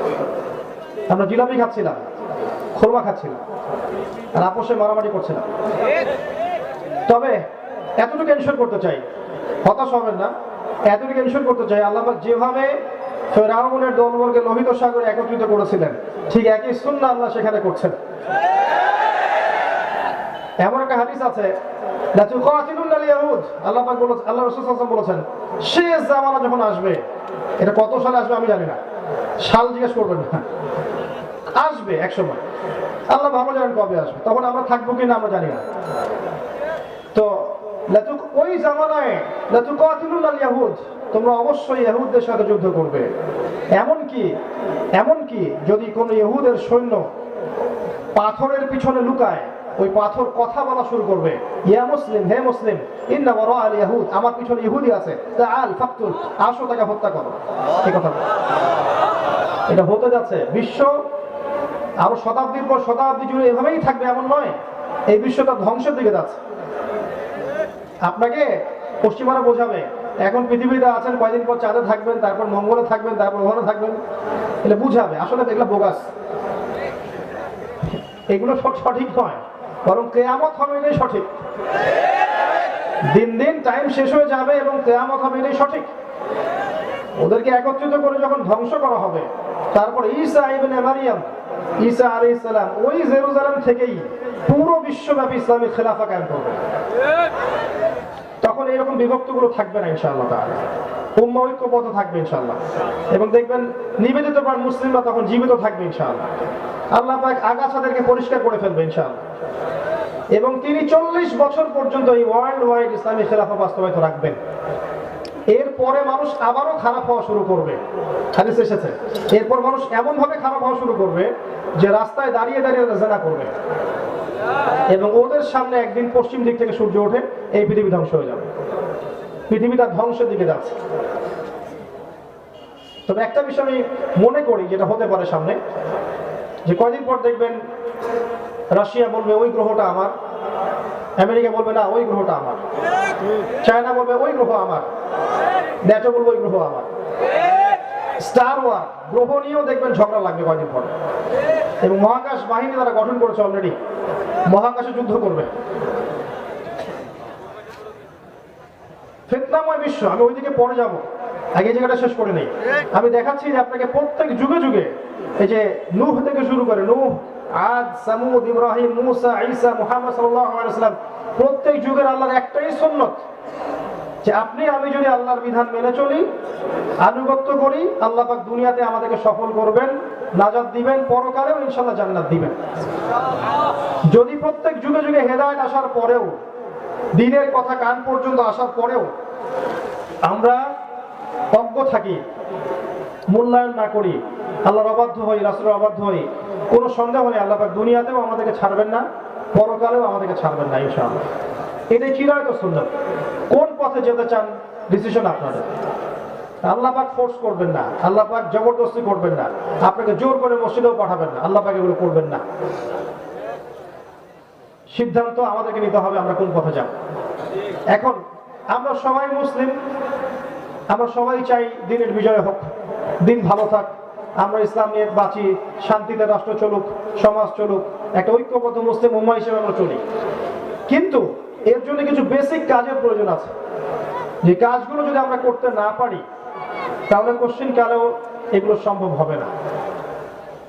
এর প্রথম কাজটা হচ্ছে পড়াশোনা করা, জ্ঞান অর্জন করা। জিনার লাইনেই পড়েন, মাদ্রাসা লাইনেই পড়েন, আপনাকে জ্ঞান অর্জন অবশ্যই করতে হবে। ইসলামিক কিছু সাবজেক্ট আপনাকে পড়তেই হবে, আল কোরআন, আরবি ভাষা, কোরআনের তাফসীর বা অনুবাদ, হাদিসের বইগুলো, ইসলামের ইতিহাস, ফিকহ, ইসলামের অর্থনীতি, রাসূলের জীবনী, ইসলামের এই যে জিওপলিটিক্যাল বিষয়গুলো, এই বিষয়গুলো আপনাকে পড়তে হবে। যেখানেই পড়েন আপনি, আপনাকে পড়তেই হবে, না হলে আপনি দুই চোখ দিয়ে ওয়ার্ল্ডকে দেখতে পারবেন না, অজ্ঞ থেকে যাবেন। শেকড় থেকে কাজের প্রয়োজন। আমি বারবার একটা কথা বলি, এক রাতের মাহফিলের নাম দিন ইসলাম নয়। 365 দিন আপনাকে আল্লাহর আনুগত্য করতে হবে, এর নাম দিন ইসলাম। শুধু সালাত পড়লাম এর নামই দিন ইসলাম নয়। রিজিকটা হালাল হতে হবে, এর নাম দিন ইসলাম। দান সাদাকা করছেন নফল, শুধু এটাই দিন ইসলাম নয়। মাহফিলে টাকা দিচ্ছেন, এটাই দিন ইসলাম নয়। আপনার উপর ফরজ যাকাতটা দিতে হবে, এর নাম দিন ইসলাম। দিনের অনেক ব্যাপার আছে। আমরা কি করতে চাই জানেন, যেটা ভালো লাগে যেটা আমাদের জন্য সহজ ওইটুকু করি, যেটা কঠিন মনে হয় সেটা করতে চাই না। এভাবে নয়। আল্লাহ কোরআনে বলেছেন, এই বইয়ের সূরা বাকারার 85 এবং 86 নম্বর আয়াতে আছে, আল্লাহ পাক বলেছেন আফাতুমিনুনা বিবাদিল কিতাব ওয়া তাকফুরুনা বিবাদ। তোমরা কি কোরআনের কিছু অংশ মানো আর কিছু অংশকে মানো না? ফামা জাযাউ মান ইয়াফআলু যালিক ইল্লা খিzyun ফিল হায়াতিদ দুনিয়া। যারা এমন আচরণ করবে, কোরআনের কিছু অংশ মানবে কিছু অংশ মানবে না, এই দুনিয়াতেই তাদেরকে আমি লাঞ্ছিত করব, আর কিয়ামতের মাঠে আমি তাদেরকে মর্মান্তিক শাস্তির দিকে নিয়ে যাব। নাউযুবিল্লাহ। অতএব কিছু মানবো কিছু মানবো না এমন নয়, পরিপূর্ণরূপে ইসলাম ফলো করতে হবে, পড়াশোনা করতে হবে, তারপরে জানা অনুযায়ী আপনাকে আমল করতে হবে। এই যে চেয়ারে বসে আছি, এই চেয়ারটা সবচেয়ে ডেঞ্জারাস। যারা এই চেয়ারগুলোতে বসে তারা সবচেয়ে ঝুঁকির মধ্যে আছে। তারা যদি কথা অনুযায়ী কাজ না করতে পারে, তাহলে কোনো সন্দেহ নাই যে এই চেয়ারে বসেও আমি জাহান্নামে যাব। নাউযুবিল্লাহ। শোনেন, একটা হাদিস বর্ণনা করতে আবু হুরায়রা রাদিয়াল্লাহু আনহু অজ্ঞান হয়ে পড়ে যেতেন। তাকে যখন হাদিসটা জিজ্ঞাসা করা হতো, তিনি বলতে গিয়ে অজ্ঞান হয়ে পড়ে যেতেন। হাদিসটা হচ্ছে যে 3টা ব্যক্তিকে দিয়ে আল্লাহ পাক জাহান্নাম উদ্বোধন করবেন। উদ্বোধন তো বোঝেন, আমরা অবশ্য উদ্বোধন করি না, ফিতা কেটে পাখি উড়িয়ে করি না। 3 ব্যক্তিকে দিয়ে করবেন। তার প্রথম ব্যক্তি হচ্ছে একজন শহীদ। কি নাম? আল্লাহ পাক তাকে ডাকবেন, ডেকে বলবেন যে তোমাকে এই নিয়ামত দিয়েছিলাম, স্বীকার করছো? সে বলবে হ্যাঁ স্বীকার করছি আল্লাহ। তুমি কি করেছো আমার জন্য বিনিময়ে? সে বলবে আমি পুরো জীবন তোমার জন্য দিয়ে দিয়েছি আল্লাহ। আল্লাহ বলবেন কাযিব, মিথ্যা কথা বলছো, তুমি এই জন্য জীবন দিয়েছো যে মানুষ তোমাকে অনেক বড় বীর বলবে। যাও আজকে জাহান্নামে, তুমি আমার জন্য জীবন দাও না, তুমি আমার নিয়াতে জীবন দাওনি। তুমি আরেকজনকে ডাকা হবে, কি করেছো? আল্লাহ আমি অনেক সম্পদের মালিক ছিলাম, আমি অনেক দান খয়রাত করেছি। আল্লাহ বলবেন কাযিব, মিথ্যা কথা বলছো, তুমি এই জন্য দান করেছো যাতে মানুষ তোমাকে বড় দানবীর বলে। 3 নম্বর ডাকা হবে একজন আলেম, দাড়ি টুপি। কি করেছো? জ্ঞান অর্জন করেছে আল্লাহ দিনের, অনেক বড় হাফেজ ছিলাম, কারি ছিলাম, আলেম ছিলাম, দিনের বহুত খেদমত করেছে। আল্লাহ বলবেন কাযিব, মিথ্যা বলছো, এই জন্য করেছো এই পরিশ্রম যাতে মানুষ তোমাকে বড় বক্তা, বড় আলেম, বড় দায়ী, বড় কারি, বড় হাফেজ, বড় মওলানা বুজুর্গ বলে। এই হাদিসটা বর্ণনা করতে গিয়ে আবু হুরায়রা রাদিয়াল্লাহু আনহু অজ্ঞান হয়ে পড়ে যেতেন। এই চেয়ারে যারা বসে থাকেন, ধর্মতাত্ত্বিক দায়িত্ব যারা নিয়েছেন, তাদের ঝুঁকি সবচেয়ে বেশি। যারা অনুযায়ী আমল থাকতে হবে। আলেম সেই ব্যক্তি, প্রকৃত আলেম সেই ব্যক্তি যে ব্যক্তি যারা অনুযায়ী আমল করে থাকে। প্রচুর জানেন আমল নাই, এটাকে প্রকৃত আলেম বলা হয় না। জাহেলকে, শুধু অজ্ঞমূর্খ জাহেল নয়, যে ব্যক্তি জাহেলিয়াতের কাজগুলো করে সে জাহেল। অজ্ঞতার কাজগুলো যে করে সে তো জাহেল, তাই না? ওই আয়ামে জাহেলিয়াতে যে কাজগুলো, এই কাজগুলো যারা করে ওদেরকে আমরা জাহেল বলবো না? ঠিক একইভাবে আলেম হতে হলেও আমল তো থাকতে হবে, জানানো যে আমল থাকতে হবে। আমি ভিতরের কথা বলতে চাই না, তো এতটুকু বলবো যে আমাদের যেমন চরিত্র, যেমন ব্যক্তিত্ব থাকা উচিত ছিল, আমরা মনে হয় সেটা রাখতে পারছি না।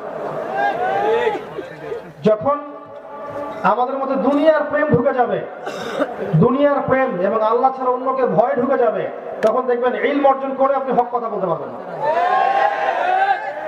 যদি এই উদ্দেশ্যে আমি এখানে বসে থাকি, এখানে বসলে আমাকে প্রতি মিনিটে মিনিটে হাজার হাজার টাকা দেওয়া হবে, এই বক্তব্যের একটা জাররা পরিমাণ তাসির আপনার কলিজার মধ্যে হবে না।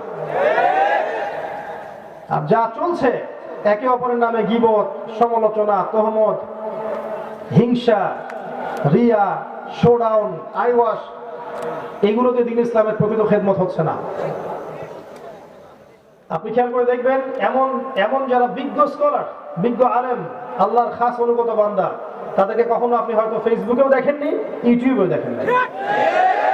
যারা দেখবেন সেজদায় রাতের বেলা কাঁদছে, দিনের বেলা মাশাআল্লাহ দেখবেন ছাত্র তৈরি করছে, মানুষকে পড়াচ্ছে, আল্লাহর পথে মেহনত করছে, আপনি চিনেন না তাদেরকে, দেখেন না কখনো। এখন আমাদের মধ্যে ঢুকেছে কি সেলিব্রিটিজম, তাই না? একটা ছবি, একটা সেলফি, এটা করি এটা করি। এমনি কিন্তু বকা দেয়নি আপনাদেরকে, সব তখন এসে বকা দেয়নি, এমনি বকা দেয়নি। প্রচন্ড বিব্রত বোধ করি আমরা এগুলো। এগুলো মনের নূর নষ্ট করে, মনের মধ্যে অহংকার নিয়ে আসে, রিয়া নিয়ে আসে, এবং দিনের যে আধ্যাত্মিকত্ব আছে এটা নষ্ট হয়ে যায়। এগুলো আলেম ওলামাদের আমাদের শোভা পায় না। এই কাজগুলো করবেন না। জানা অনুযায়ী আমল থাকতে হবে। দেশের ওয়াজ মাহফিলগুলোকে শিক্ষার মতো করে ব্যবহার করেন। একটা মাহফিল করবেন, 1 ঘন্টা আলোচনা করবেন, একটা বিষয় সুন্দর করে উপস্থাপন করে জনগণকে বুঝান, কল্যাণ হবে ইনশাআল্লাহ। শুধু বসে বসে কেচ্ছা কাহিনী আর গাল গল্প করলে হবে? মনে করেন, একটা কথা বল, মনে করেন আমি এখানে 1 ঘন্টা কথা বলবো, কথার কথা বলছি, আমি সৈয়দপুর থেকে এসেছি, এয়ারে ঢাকায় নেমেছি, সেখান থেকে এসেছি, আমার একটা কস্টিং আছে। মনে করেন আমাকে কর্তৃপক্ষ 30,000 টাকা দিল, কথার কথা। তো প্রত্যেক 1 মিনিট 2 মিনিটের জন্য, প্রত্যেক 2 মিনিটের জন্য আমি পাচ্ছি এখানে 1000 টাকা। কথা বুঝতে পারছেন? আচ্ছা, তো এই 2 মিনিটের হক তো আমাকে আদায় করতে হবে নাকি? না এখানে আমি কেচ্ছা কাহিনী বলবো, গাল গল্প করব? এখানে প্রতিটা মোমেন্ট আমার আমানত।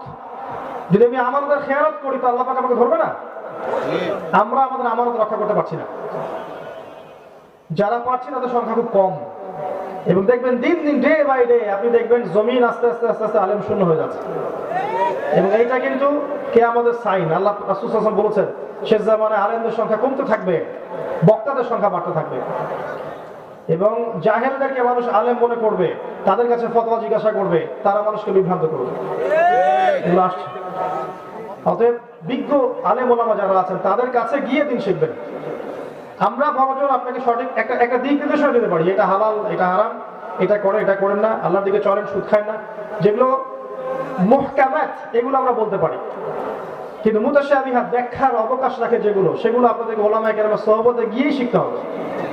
ইউটিউবিং করে, ফেসবুকিং করে, গুগল করে আপনি সব পাবেন না। আলেম ওলামার সোহবতে গিয়ে পড়ে থাকে। আর এই যে সিলেবাসের কথাটা বললাম, এই সিলেবাস পড়াশোনা করে।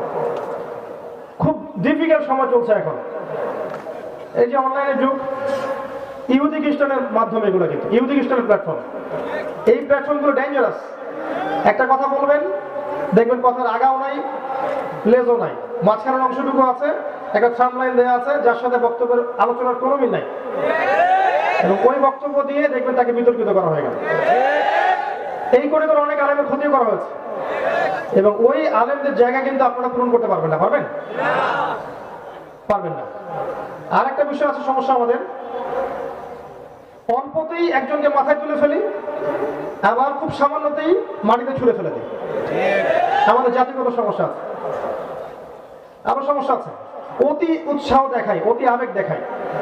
অতি আবেগ না, যখন আপনি কাউকে নিয়ে খুব বেশি মাতামাতি করবেন তখন তার দিকে মানুষের চোখ লাগবে, এবং ইসলামের দুশমনরা খুঁজে পেয়ে যাবে যে তাদের কাকে নিয়ে সমস্যা। আপনি তুলে ধরছেন যে একে নেন, একে নিলে আপনার জন্য সেফ। আপনি আপনার সম্পদ, মূল্যবান রত্নটাকে লুকিয়ে রাখতে পারলেন না, আপনি বরং সবার সামনে ওপেন করে দিলেন, আর ইসলামের যারা শত্রু তারা ওটাকে ছিনিয়ে নিয়ে চলে গেল। তো বেশি আবেগ, বেশি মাতামাতির প্রয়োজন নাই। কে আল্লাহর জন্য কি করছে আল্লাহ তো দেখছেন না? ইনশাআল্লাহ দেখবেন আল্লাহ পাক যদি আমাদেরকে আল্লাহ যোগ্য মনে করেন, দেখবেন এই জেনারেশনের মাধ্যমে আল্লাহ পাক দিনের খেদমত কবুল করবেন ইনশাআল্লাহ। যদি আমরা যোগ্য না হই, দেখবেন আল্লাহ আমাদেরকে সরিয়ে দিয়েছেন, দিয়ে অন্য কওমকে হেদায়েত দিয়ে এই জায়গায় নিয়ে আসবেন। আল্লাহ পাক এটা বলেছেন, ইস্তাবদিল কওমান গায়রাকুম, তোমরা দায়িত্ব পালন না করলে আল্লাহ পাক অন্য কওমকে হেদায়েত দিয়ে এই জায়গায় নিয়ে আসবেন। সুম্মা লা ইয়াকুনু আমসালাকুম, তারা তোমাদের মতো হবে না। আমাদের ছেলেরা, তার পরের ছেলেরা দেখবেন এমন একটা প্রজন্ম নিয়ে আসবে যারা ইলম অর্জন করবে, জানো যে আমল করবে, হালাল খাবে, হারাম খাবে না, আদর্শ পরিবার করবে, দ্বীনের জন্য মেহনত করবে, আল্লাহর জমিন, আল্লাহর দ্বীন কায়েম করে ছাড়বে ইনশাআল্লাহ। আমরা যদি না পারি কোনো সমস্যা নেই, নিজের উপর বার্ডেন করে নেবেন না। যতটুকু আল্লাহ পাক দিয়েছেন আপনাকে, মেধা, অর্থ সম্পদ, জ্ঞান, কথা বলার ক্ষমতা, লেখার ক্ষমতা, এইটাকে দ্বীনের জন্য কাজে লাগে। পড়াশোনা করেন, প্রচুর পড়াশোনা করেন। এখনকার যুব সমাজের অন্যতম একটা সমস্যা হচ্ছে পড়তে চায় না। আমি এখানে 2 ঘন্টা আলোচনা করলে আমি জানি 2 ঘন্টা আপনারা এটা শুনবেন। 2টা ঘন্টা সবার হাতে একটা করে বই দিয়ে দেই, দিয়ে বলি 2 ঘন্টা আমরা একটা এক্সাম নিব, আর দেখবেন যে 10টা 20টা লোক বসে আছে, বাকিগুলো বাদ চলে গেছে। পড়াশোনা করতে চায় না, বাস্তবতা। পড়াশোনা ছাড়া কোনো গতি নাই। এটা একটা বড় জিহাদ আপনার জন্য। এখন জ্ঞান দিয়ে আপনাকে যুদ্ধ করতে হবে, জ্ঞান দিয়ে যুদ্ধ করতে হবে। মুসলিমরা এত পিছিয়ে থাকবে কেন? আমাদেরকে সব থেকে এগিয়ে যেতে হবে। একটা মাদ্রাসার আলেম ইংরেজিতে বক্তব্য দিতে পারবেন, এমন যোগ্যতা তাকে অর্জন করতে হবে। একটা জেনারেল শিক্ষিত ছেলেকেও এমন কোরআনের জ্ঞান অর্জন করতে হবে যে আপনিও ইউনিভার্সিটি ক্লাসে কোরআন পড়াবেন ইনশাআল্লাহ। এগুলো করতে হবে, একটা সমন্বয় দরকার। খেয়াল করে দেখেন, মাদ্রাসা যারা পড়ছেন মাশাআল্লাহ অনেকদিন ধরে অনেক সাবজেক্ট পড়েছেন, কিন্তু দেখবেন ইংরেজি, ম্যাথামেটিক্স, সায়েন্স, আপনার যে political science, Jio politics, history, এই সাবজেক্টগুলো তারা কিন্তু ছুঁয়ে দেখছেন না, বা পড়লেও খুব সামান্য, এটা যথেষ্ট নয়। আবার যারা দেখবেন এই জেনারেল লাইনে পড়ছি আমরা মাশাআল্লাহ সায়েন্সে পড়ছি, আর্টসে পড়ছি, কমার্সে পড়ছি, বিবিএ, এমবিএ সব পড়ছি, কিন্তু দেখবেন ওযুর ফরজ কয়টা বলতে পারি না। এই দ্বিচারিতা থাকলে সমস্যা আছে। এমন সিস্টেম নেন, এমন সিলেবাস নিয়ে আসেন যে সিলেবাসের মধ্যে সব সাবজেক্ট আপনি লঞ্চ করতে পারেন।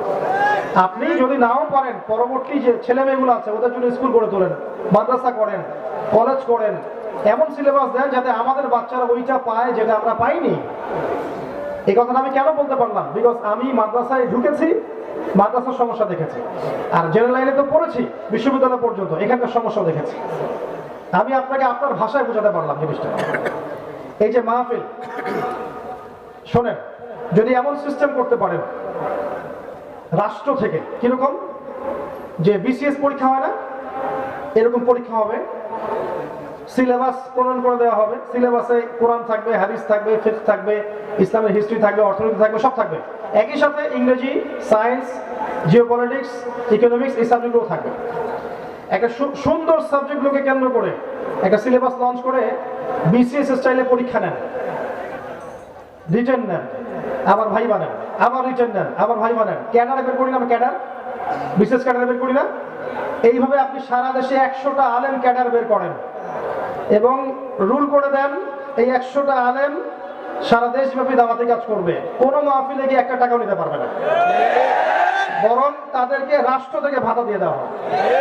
গাড়ি দিয়ে দিব, আমি বাড়ি দিয়ে দিব, একটা সরকারি কর্মকর্তাকে যা দিই তাই দিয়ে দিব, এবং তাদের দেখবেন বক্তব্যের ভাষা হবে সেম, এবং সিলেবাস যেহেতু সেম, তারা বিভ্রান্তি ছড়াবে না, সুন্দর ইসলামী দাওয়াত সারা দেশ জুড়ে ছড়াবে ইনশাআল্লাহ। কারণ এই চেয়ারে বসে ওই রামসাম যদুমধুকে বসে কথা বলতে পারবে না।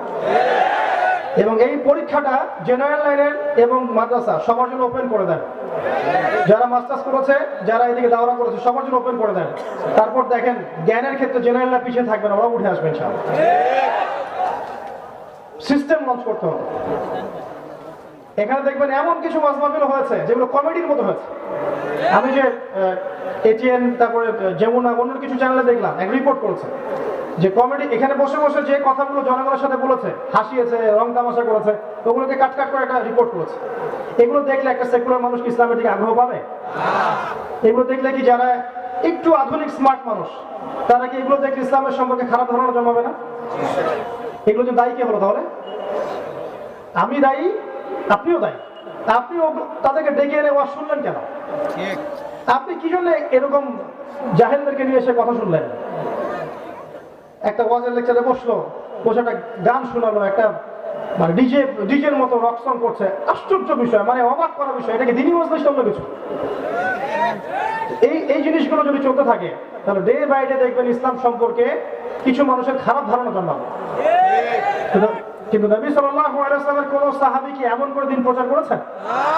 মুসআব বিন উমাইর রাদিয়াল্লাহু আনহু এভাবে দিন প্রচার করেছেন? তাহলে আমরা যেন এই বিষয়টাকে ব্যবসার মতো করে না নেই এবং লোক দেখানো বিষয়গুলোকে না নেই, এটাকে শুধু আল্লাহর জন্য দিন এই জমিনে দিনের প্রচার হবে এবং যুগোপযোগী ভাবে দিনটা মানুষের সামনে তুলে ধরতে হবে। এই উদ্দেশ্যে কাজ করতে হবে। আল্লাহ পাক তৌফিক এনায়েত করুন, আমিন। আমার কথায় কিছু মনে করবেন না, আমি কাউকে আঘাত করার জন্য কথা বলিনি। কিছু বিষয় আমি ফিল করি ভিতর থেকে, জাস্ট শেয়ার করলাম। যদি এমন হতো কতই না ভালো হতো, এমন মনে হয়। কিন্তু আমার হাতে কোনো ক্ষমতা নেই, আছে? কোনো ক্ষমতা নেই। তো যদি আল্লাহ পাক ঊর্ধ্বতন কর্তৃপক্ষদেরকে হেদায়েত দেন বা বুঝ দেন, হয়তো বা তারা এগুলো করতে পারে। আমরা দোয়া করি আল্লাহ পাক উপর থেকে নিচ পর্যন্ত সবাইকে হেদায়েত দান করেন।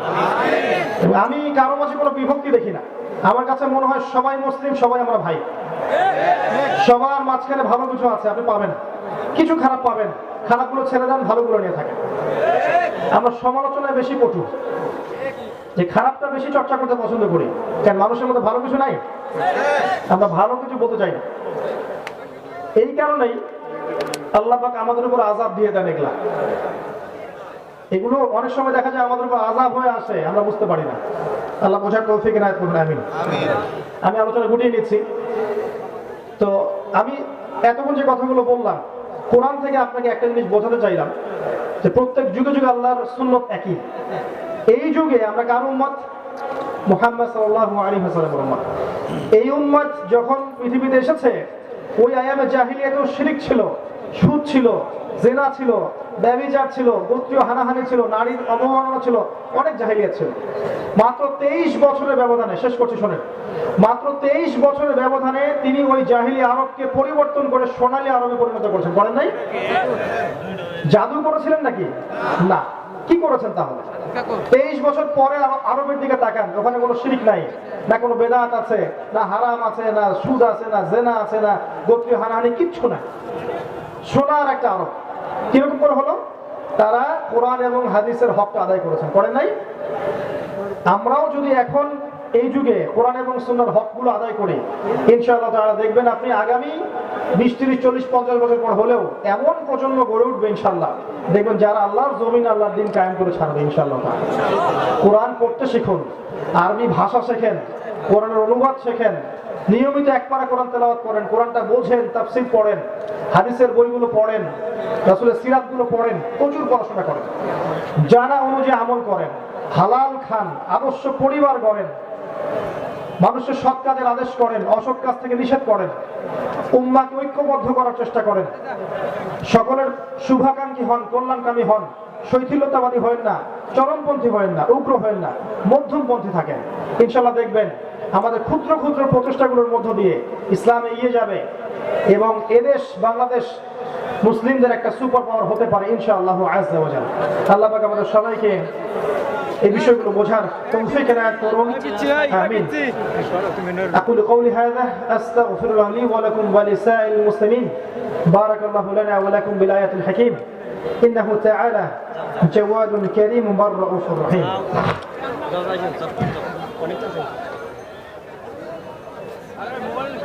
কিছু প্রশ্ন আছে?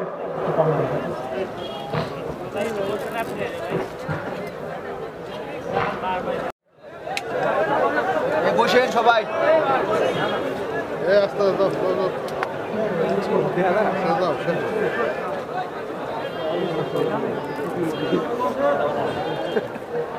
এক ভাই প্রশ্ন করছেন যে জনৈক শিক্ষকের চরিত্র খারাপ, এই বিষয়টা তার শিক্ষার্থীদের কিভাবে জানালে গীবত হবে না?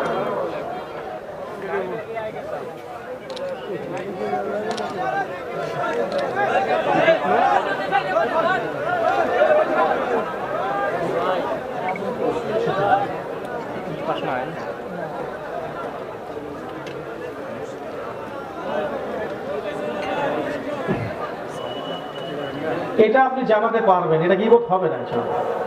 সবকিছুই গীবতের অন্তর্ভুক্ত নয়। ধরেন আপনার একটা মেয়ে আছে, এখন মেয়ের বিয়ে দিবেন, একটা পাত্র দেখেছেন, পাত্র সম্পর্কে খোঁজ নিতে গেলেন, পাত্রর চরিত্র খারাপ, আসলেই পাত্র মাদক দ্রব্য সেবন করে বা চরিত্র খারাপ, কেউ যদি এটা আপনাকে বলে দেয় সে গীবত করেনি, এটা গীবত না। কথা বুঝতে পারছেন? যদি শিক্ষকের চরিত্র খারাপ হয় অবশ্যই বলতে হবে, কারণ এখন তো ফিতনা হচ্ছে অনেক। কোনো কোনো ক্ষেত্রে অনেক মেয়ে যারা ছাত্রী আছে, অনেক সময় শিক্ষকদের কর্তৃক হ্যারাসের শিকার হচ্ছে, রেপ হচ্ছে। আমি গতকাল অনলাইনে একটা নিউজ দেখেছি, ইন্ডিয়ান নিউজ, ভারতের, যে একটা স্কুলের মধ্যে বছরের পর বছর ধরে সব শিক্ষকরা মিলে অগণিত ছাত্রীকে রেপ করেছে। এমনকি ওই স্কুলের মহিলা শিক্ষিকা ইনভলভ ছিল। চিন্তা করতে পারেন কোন জাতি? একটা মেয়ে ক্লাস 10-এ পড়ুয়া মেয়ে নাকি তার বাবাকে বলেছে যে আমার সাথে এরকম ঘটনা ঘটেছে, স্কুলে আমি আর যাবো না। এই বাবাকে যখন কেস করেছে তখন এই ঘটনাগুলো বের হয়ে এসেছে। এই ঘটনাগুলো ঘটছে না এখন স্কুলে, কলেজে, বিশ্ববিদ্যালয়ে হচ্ছে না? হবে তো। কারণ কি? কারণ পর্নোগ্রাফি। কারণ কি জানেন? কারণ পর্নোগ্রাফি, পর্ন দেখতে দেখতে দেখতে দেখতে মানুষের মাথাটাকে নষ্ট করে ফেলে দিয়েছে। ভালোবাসার জায়গা দখল করছে যৌনতা। ভালোবাসা এক জিনিস, যৌনতা কিন্তু আরেক জিনিস। আপনি মাকে ভালোবাসেন না? আপনার বোনকে ভালোবাসেন না? আপনি স্ত্রীকে মহব্বত করেন না, আদর করেন না? এখানে কি উগ্রতা থাকে? থাকে না। দেখবেন এই যে ধর্ষণ, এই যে হ্যারাসমেন্ট গুলো হচ্ছে, এগুলোতে উগ্রতা থাকে, হিংস্রতা থাকে। পর্নোগ্রাফি মানুষকে হিংস্র করে দিয়েছে। আমরা অনুরোধ করব ঊর্ধ্বতন কর্তৃপক্ষকে বাংলাদেশের সব পর্ন সাইটগুলোকে ব্লক করে ফেলার জন্য। ইনশাল্লাহ দেখবেন চরিত্র সংশোধন সহজ হবে। পর্ন দেখছে, নামাজ পড়ছে না, পর্দা করছে না, আর অন্যান্য গান দেখছে, অশ্লীল মুভি দেখছে, কিভাবে ভালো মানুষ থাকবে একটা মানুষ? সম্ভব? আত্মাটা তো নষ্ট হয়ে গেছে। তো এরকম খারাপ চরিত্র থাকলে আপনি অবশ্যই সতর্ক করবেন, এটাতে গীবত হবে না ইনশাল্লাহ। শুধুমাত্র লেখাপড়ার বিষয়ে মেয়েদের সাথে কথা বলা যাবে কিনা? হ্যাঁ, মেয়ে যদি আপনার স্ত্রী হয় বলা যাবে।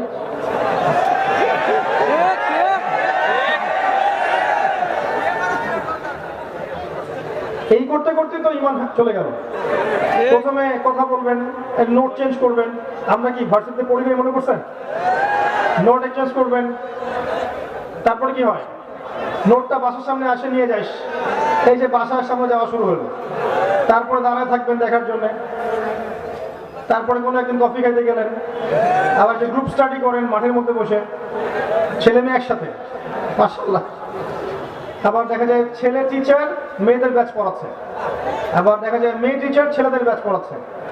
আবার আমরা যে ঢাকা ইউনিভার্সিটিগুলো যেগুলো আছে, এখানে দেখবেন ফর্মাল ড্রেসে মহিলা টিচার ক্লাস দিচ্ছে, আর ছাত্ররা ব্ল্যাকবোর্ডের দিকে না থাকে, ওই টিচারের দিকে থাকে। এই করতে করতেই হলো। তারপরে অ্যাফেয়ার হয়ে গেল। এক পর্যায়ে মনে করছে পবিত্র প্রেম সম্পর্ক নাই, বিয়ে করবো এক সময়। বিয়ে করতে করতে জেনা করে ফেললেন। দফায় দফায় জেনা হলো, পরে দেখলাম ব্রেকআপ হয়ে গেছে, ওর জায়গায় আপনি আমার জায়গায়। ওই মেয়ে যখন কারো সংসারে যাবে সেও সুখী না, আর আপনি যখন কাউরে বিয়ে করবেন আপনিও সুখী না। যদি তওবা করে আল্লাহর দিকে ফিরে আসে আলাদা বিষয়, তওবা করে যদি গুনাহ মাফ করে নিয়ে আসে আল্লাহর কাছে আলাদা বিষয়। আদারওয়াইজ এভাবেই যুব সমাজ ধ্বংস হচ্ছে। ছেলে বন্ধু পাতান, মেয়েরা মেয়ে বন্ধু থাকেন। আপনার মেয়েকে আপনি মেয়েদেরকে মেয়েদের স্কুলে পড়ান, মেয়েদের কলেজে পড়ান, আর ছেলেদেরকে ছেলেদের কলেজে দেন, এটা ভালো হবে ইনশাআল্লাহ। মাদ্রাসাতেও সমস্যা আছে এরকম, শুধু স্কুল কলেজে না। কিন্তু অনেক সময় মাদ্রাসায় অঘটন ঘটছে না? এইগুলো থেকে সতর্ক থাকেন। মনে রাখবেন, এতে সাদা কাপড় দাগ বেশি বোঝা যায়, একটা কাপড় কালো দাগ বোঝা যায় না খুব একটা। সাদা কাপড় আমাদের এখানে দাগ বেশি বোঝা যায়। বুঝে নেন কথার ইশারা। কলেজ পড়ুয়া ছাত্রছাত্রীরা কিভাবে তাদের চরিত্র রক্ষা করবে? খুব ডিফিকাল্ট প্রশ্ন আসলে, এটা খুব ডিফিকাল্ট। আমার নসিহত, কয়েকটা নসিহত হচ্ছে, নামাজ ছাড়িয়েন না 5 ওয়াক্ত। 1 নাম্বার, নামাজ ছাড়েন না 5 ওয়াক্ত। যারা দুনিয়াদার বন্ধু বান্ধব এদের সাথে মিশেন না, কম মেশার দরকার নাই। প্রয়োজন হলে কথা বলেন, আদারওয়াইজ কথা বলার দরকার নাই। আপনাদের ফ্রেন্ড সার্কেলের মধ্যে যারা একটু ইমানদার, নামাজ কালাম পড়ে, এদের সাথে মেশেন। পড়াশোনায় বেশি ব্যস্ত থাকেন, এত বেশি পড়াশোনায় ব্যস্ত থাকেন যেন অন্য চিন্তা আপনার মধ্যে আসতে না পারে। ঠিক আছে? আর এই যে স্মার্টফোন কম চালান, ইউটিউব কম দেখেন, ফেসবুকে যায় না বেশি। আপনি বই পড়েন, খেলাধুলা করেন। শোনেন, খেলাধুলা করেন। আমি জানি এর কিছু ক্ষতিকর দিক আছে, বাট এটা এখন অন্য ক্ষতিকর দিক আছে বেশি ভালো। এই যে পর্ন দেখা, আপনার মাদক দ্রব্য সেবন করা, আড্ডাবাজি করা, পাবজি খেলা, টিকটক করার চেয়ে ক্রিকেট খেলা অনেক ভালো। আপনি মাঠে খেলেন, ফুটবল খেলেন, জিমে যান, ব্যায়াম করেন, এগুলো করেন। অ্যাটলিস্ট আপনি ওগুলো থেকে বেঁচে থাকবেন। আমি খেলতাম বলেই কথা বলছি তা না, কিন্তু এগুলো করলে অনেক সময় আপনার, শোনেন, এগুলোর মধ্য দিয়ে নেতৃত্ব দেওয়ার গুণাবলী অর্জিত হয়। জানেন কি, নবী সাল্লাল্লাহু আলাইহি ওয়াসাল্লাম যখন ছোট ছিলেন একদম, তাকে দুরন্ত পরিবেশে নিয়ে যাওয়া হয়েছিল, ওই যে মরুভূমির ইয়াতে, বেদুইনদের কাছে। সেখানে তিনি ভাষা শিখেছেন, খেলেছেন, শারীরিক গঠন শক্ত হয়েছে। খেলাধুলা করেন, তাও ভালো। ফুটবল খেলেন, এমন খেলা খেলেন যেটাতে আপনার শরীরের কসরত হবে। তাই বলে যে অনলাইনে লুডো খেলতে বসে যান না, এগুলো খেলা যাবে না। এমন খেলা খেলেন, শীতকাল এসেছে, আপনি ব্যাডমিন্টন খেলেন, আধা ঘন্টা খেলেন, ফিজিক্যালি আপনি ফিট থাকবেন। ফিজিক্যালি ফিট থাকার দরকার আছে আপনার। শোনেন, যারা খেলাধুলা নিয়মিত করে, আধা ঘন্টা 1 ঘন্টা করে, এবং এই খেলাধুলার সময় আপনার যেন নামাজ ছুটে না যায়, কাপড় যেন সতর নষ্ট না হয়, খেলতে খেলতে জিকির করা যায় না, সুবহানাল্লাহ আলহামদুলিল্লাহ আল্লাহু আকবার বলা যায় না? যাবে, জিকির করতে পারবেন আপনি। আপনি খেলেন, শারীরিক পরিশ্রম করেন, দেখবেন আপনার শারীরিক কসরতের কারণে আপনার ঘুমটা ক্লিয়ার হবে এবং আপনার ক্ষুধা বাড়বে, খাবার রুচি বাড়বে। আপনি খাবেন বেশি, তখন ব্যায়াম করবেন, ফিজিক্যালি স্ট্রং হবেন এবং ঘুমাবেন ক্লিয়ার, মাথা ফ্রেশ থাকবে, তখন পড়াশোনা করলে মন বসবে। এগুলো টিপস আমাদেরকে দেওয়া হয়েছিল ছোটবেলায়। তো আর বললাম না খেলাধুলার হিস্ট্রি আমার, এতটুকু বলি যে রোজা রেখে 2 বেলা খেলেছি, এক সময় ছিল এমন। যাই হোক, তো নামাজ পড়েন, শারীরিক কসরত করেন, ব্যায়াম করেন, চরিত্র ধরার কথা বলছি। এই টেকনোলজির দিকে বেশি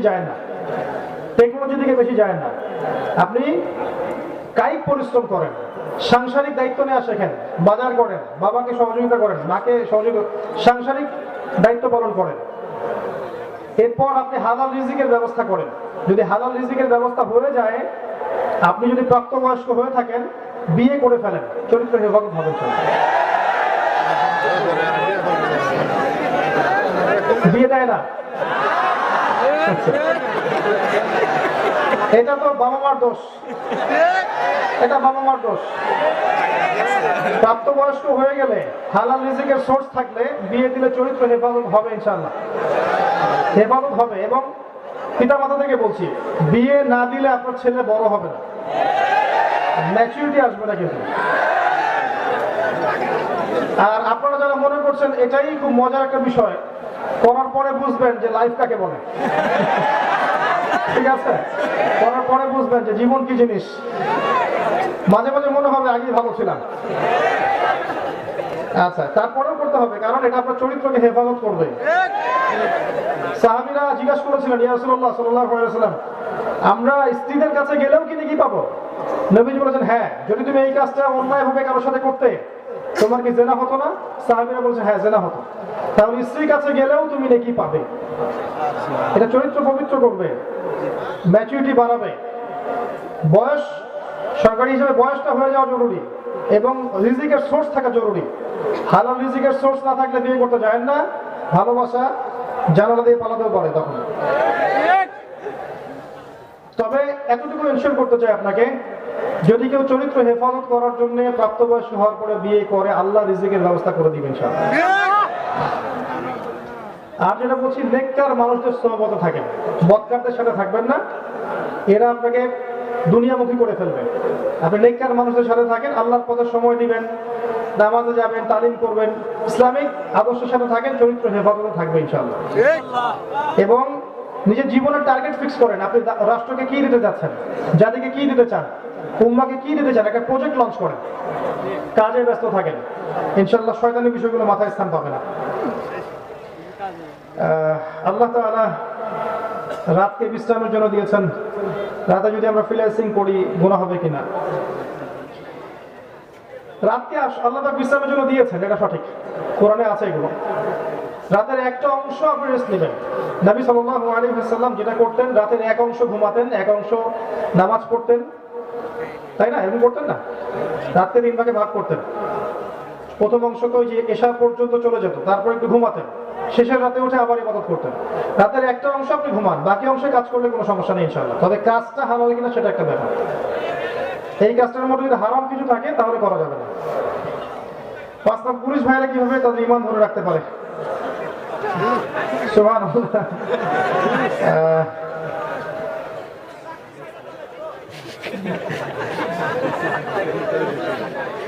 আপনি জানেন বিষয়টা কত কঠিন, আমাকে লিখেছে।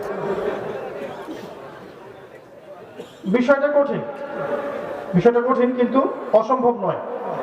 বাংলাদেশের আর্মি, র্যাব, বিজিবি, আপনার পুলিশ, বিভিন্ন ফোর্সে, গোয়েন্দা সংস্থা, প্রত্যেকটা জায়গায় প্রচুর মানুষ আছেন যারা অনেক ইমানদার। আমি ব্যক্তিগতভাবে চিনি অনেককে, প্রচুর ইমানদার। একদিন একজনের সাথে আমি একটা বাজারে হাঁটছিলাম, তো কলা কিনবেন তিনি, নাম বলছি না, আমি নাম সঙ্গত কারণে বলছি না। তাই আমি বললাম যে স্যার এগুলো নেন, এটা ভালো আছে। সে বেছে বেছে কিছু কিছু নষ্ট কলা কিনলো। একটু একটু নষ্ট। তো কেনার পর আমাকে বলছে যে আমি কলাটা কেন কিনলাম জানো?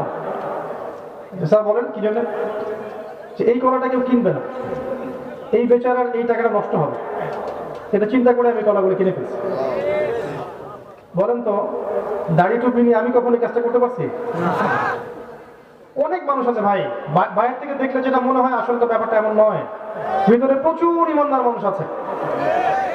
দুনিয়ার কারণে হোক, অন্যান্য আনুষঙ্গিক কারণে হোক, দেখবেন ইমান হয়তো সেভাবে কি বলবো বিচ্ছুরিত হতে পারে না, কিন্তু ইমান আছে। তো সবাই যদি এখান থেকে রিজাইন দেওয়া শুরু করেন তাহলে এখানে তো খারাপ মানুষদের দিয়ে ভরে যাবে। এখানে আরো বেশি বেশি ভালো মানুষের ইনভলভমেন্ট দরকার, ইমানদার মানুষদেরকে বেশি বেশি সব বাহিনীতে যোগ দেওয়া দরকার, যাতে করে এখানে ইমানের একটা পরিবেশ তৈরি হয়। আর যদি আপনি একান্তই দেখেন কোনোভাবেই আমার টেকা সম্ভব হচ্ছে না, তাহলে আপনি বিকল্প একটা রুজির ব্যবস্থা করে ছেড়ে দেন, সিম্পল। আমি মনে করি যে আমাদের যুব সমাজকে আরো বেশি বেশি পড়াশোনা করা উচিত এবং রাষ্ট্রীয় বড় বড় পদগুলো ইমানদার লোকদের দিয়ে ভরে যাওয়া উচিত। তখন দেখবেন ইনশাআল্লাহ দেশে একটা ইমানের পরিবেশ তৈরি হবে। সবাই এখান থেকে রিজাইন দেওয়া শুরু করলে রাষ্ট্র দেখবেন আরো বৎকার মানুষদের দিয়ে ভরে গেছে, তখন তো আরো খারাপ হবে জিনিসটা। আল্লাহ বোঝার তৌফিক দান করুন। আমি অবশ্যই কঠিন, আমি জানি কঠিন, আল্লাহ পাক যেন সহজ করে দেন, আপনাদের জন্য দোয়া করছি। আল্লাহ তাআলা কোন কাজ থেকে সবচেয়ে বেশি অপছন্দ করেন? শিরক। আল্লাহ পাক শিরককে সবচেয়ে বেশি অপছন্দ করেন। আর শিরকের গুণ আল্লাহ পাক তওবা না করলে ক্ষমা করবেন না। চিন্তায় শিরক হয়, কাজে শিরক হয়, কথায় শিরক হয়। শিরক সম্পর্কে একটা বইয়ের নাম বলছি, এটা পড়বেন তাহলে সব জানতে পারবেন। কিতাবুত তাওহীদ, কিতাবুত তাওহীদ আল্লামা মুহাম্মদ বিন আব্দুল ওয়াহাব রাহিমাহুল্লাহ লেখা। এখানে সমস্ত শিরকের ক্যাটাগরিজ দেওয়া আছে। স্বামীর অথবা মুরব্বীর নাম ধরে ডাকা যাবে কিনা? স্বামীর নাম ধরে ডাকা যাবে, সমস্যা নেই। মুরব্বীদের নাম ধরে ডাকা উচিত না। মুরব্বীদের নামের সাথে কিছু বললেও পাশে একটা বিশেষণ থাকতে হবে। চাচা, অমুক চাচা, এরকম বলতে পারে। নাম ধরে ডাকা যাবে না স্বামীর, এটা ঠিক নয়। স্বামীর নাম ধরে ডাকা যাবে। আর স্বামীর নামের ক্ষেত্রে সাহাবায়ে কেরাম যা করতেন, সন্তানের নামের সাথে মানে বাবার নামকে সম্বন্ধ করে ডাকতেন। যেমন ধরেন একজনের সন্তানের নাম আব্দুল্লাহ, তখন স্ত্রী ডাকতেন ইয়া আবু আব্দুল্লাহ, এভাবে ডাকতেন, হে আব্দুল্লাহ বাবা, ঠিক আছে। বা মায়ের নামের সাথে সন্তানের নাম জুড়ে ডাকতেন। ধরেন যে সন্তানের নাম হচ্ছে ফাতিমা, তো স্বামী স্ত্রীকে ডাকতো ইয়া উম্মু ফাতিমা, এভাবে ডাকতেন, ডাকা যাবে। আর অবশ্যই স্বামী স্ত্রীর সম্পর্কটা ঐশ্বরিক, এটা হৃদ্যতা, ভালোবাসার সম্পর্ক, এটা সবরের সম্পর্ক, প্রেমের সম্পর্ক। তো এখানে অসম্মানজনক কিছু হয় এমনটা কারো পক্ষেই করা উচিত হবে না। আল্লাহ পাক বোঝার তৌফিক দান করুন। আমিন। আমার বাসায় 40 বছর একটা কবর আছে, বাড়িতে জায়গার সংকট, ঘর তুলে বসবাস করা যাবে কিনা? যাবে ইনশাআল্লাহ, কোনো সমস্যা নেই। মায়ের পায়ের নিচে সন্তানের বেহেশত, মার যদি চরিত্র খারাপ হয় তাহলে কি হবে? আসলে তারপরেও দুনিয়াতে আপনি যতদিন বেঁচে আছেন মায়ের সাথে ভালো আচরণ করতে হবে। আপনার মায়ের চরিত্র খারাপই হোক আর মা কাফেরই হোক না কেন, আপনাকে তার হকটা আদায় করতে হবে। আল্লাহ পাক এটা সূরা লুকমানের মধ্যে বলেছেন। কোন সূরায়? সূরা লুকমানে বলেছেন। লুকমান হাকিমের উপদেশগুলোর মধ্যে একটাতে আছে, ওয়া ইন জাহাদাকা আন তুশরিকা বিমা লাইসা লাকা বিহি ইলম ফালা তুতি'হুমা। তোমার পিতামাতা যদি তোমাকে আল্লাহর সাথে শিরক করতেও বলে, এই যে শিরক সবচেয়ে বড় পাপ বললাম একটু আগে, পিতামাতা যদি শিরক করতে ফোর্স করে তুমি তাদের আনুগত্য করবে না। পিতামাতাও যদি তোমাকে আল্লাহর সাথে শিরক করতে ফোর্স করে তাদের আনুগত্য করবে না। কিন্তু ওয়াসাহিবুহুমা ফিদ দুনিয়া মা'রুফা, এই দুনিয়ায় তাদের সাথে উত্তম আচরণ করো। এই হলো মায়ের হক। রাসূল সাল্লাল্লাহু আলাইহি ওয়াসাল্লামের একজন স্ত্রী যিনি ছিলেন আবু সুফিয়ানের মেয়ে, জানেন? আবু সুফিয়ান মক্কার বড় কাফের ছিল ওই সময়। তো সে দেখা করতে এসেছে মদিনায় মেয়ের সাথে। আবু সুফিয়ানের কন্যা নবীর স্ত্রী, তিনি বলছেন আমি বাবাকে ঘরে ঢুকতে দেব না, সে আপনার প্রকাশ্য শত্রু। ঠিক আছে না কথা? নবীজি বললেন না, তাকে আসতে দাও, তাকে বসতে দাও এবং তার হক তুমি আদায় করো। পিতার জায়গা পিতায়, মায়ের জায়গা মায়ের জায়গায়। মায়ের জায়গাতেই তাকে সম্মান দিতে হবে, তার হক আদায় করতে হবে। এরপরে তার খারাপ অংশটুকু আপনি তাকে শুধরানোর চেষ্টা করেন, নসিহত করেন, বোঝানোর চেষ্টা করেন, দোয়া করেন, বেশি বেশি দোয়া করেন। রব্বির হামহুমা কামা রাব্বায়ানি সগীরা। ইনশাআল্লাহ আল্লাহ চায় তো আপনার মায়ের মন পরিবর্তন হয়ে যাবে ইনশাআল্লাহ। আল্লাহর হাতে মানুষের কলব, আল্লাহ যাকে ইচ্ছা এই কলব পরিবর্তন করেন। ইয়া মুকাল্লিবাল কুলুব সাব্বিত কুলুবানা আলা দীনিক, আছে না দোয়া? হে অন্তরের পরিবর্তনকারী, আপনি আমার হৃদয়টাকে আপনার দিনের উপর প্রতিষ্ঠিত করুন। কলবগুলো আল্লাহর হাতে, 2 আঙ্গুলের মধ্যে, যেভাবে ইচ্ছা তিনি ঘোরান। দোয়া করতে থাকেন, ইনশাআল্লাহ আল্লাহ চান তো আপনার মাকে হেদায়েত দিয়ে দিবেন ইনশাআল্লাহ তাআলা।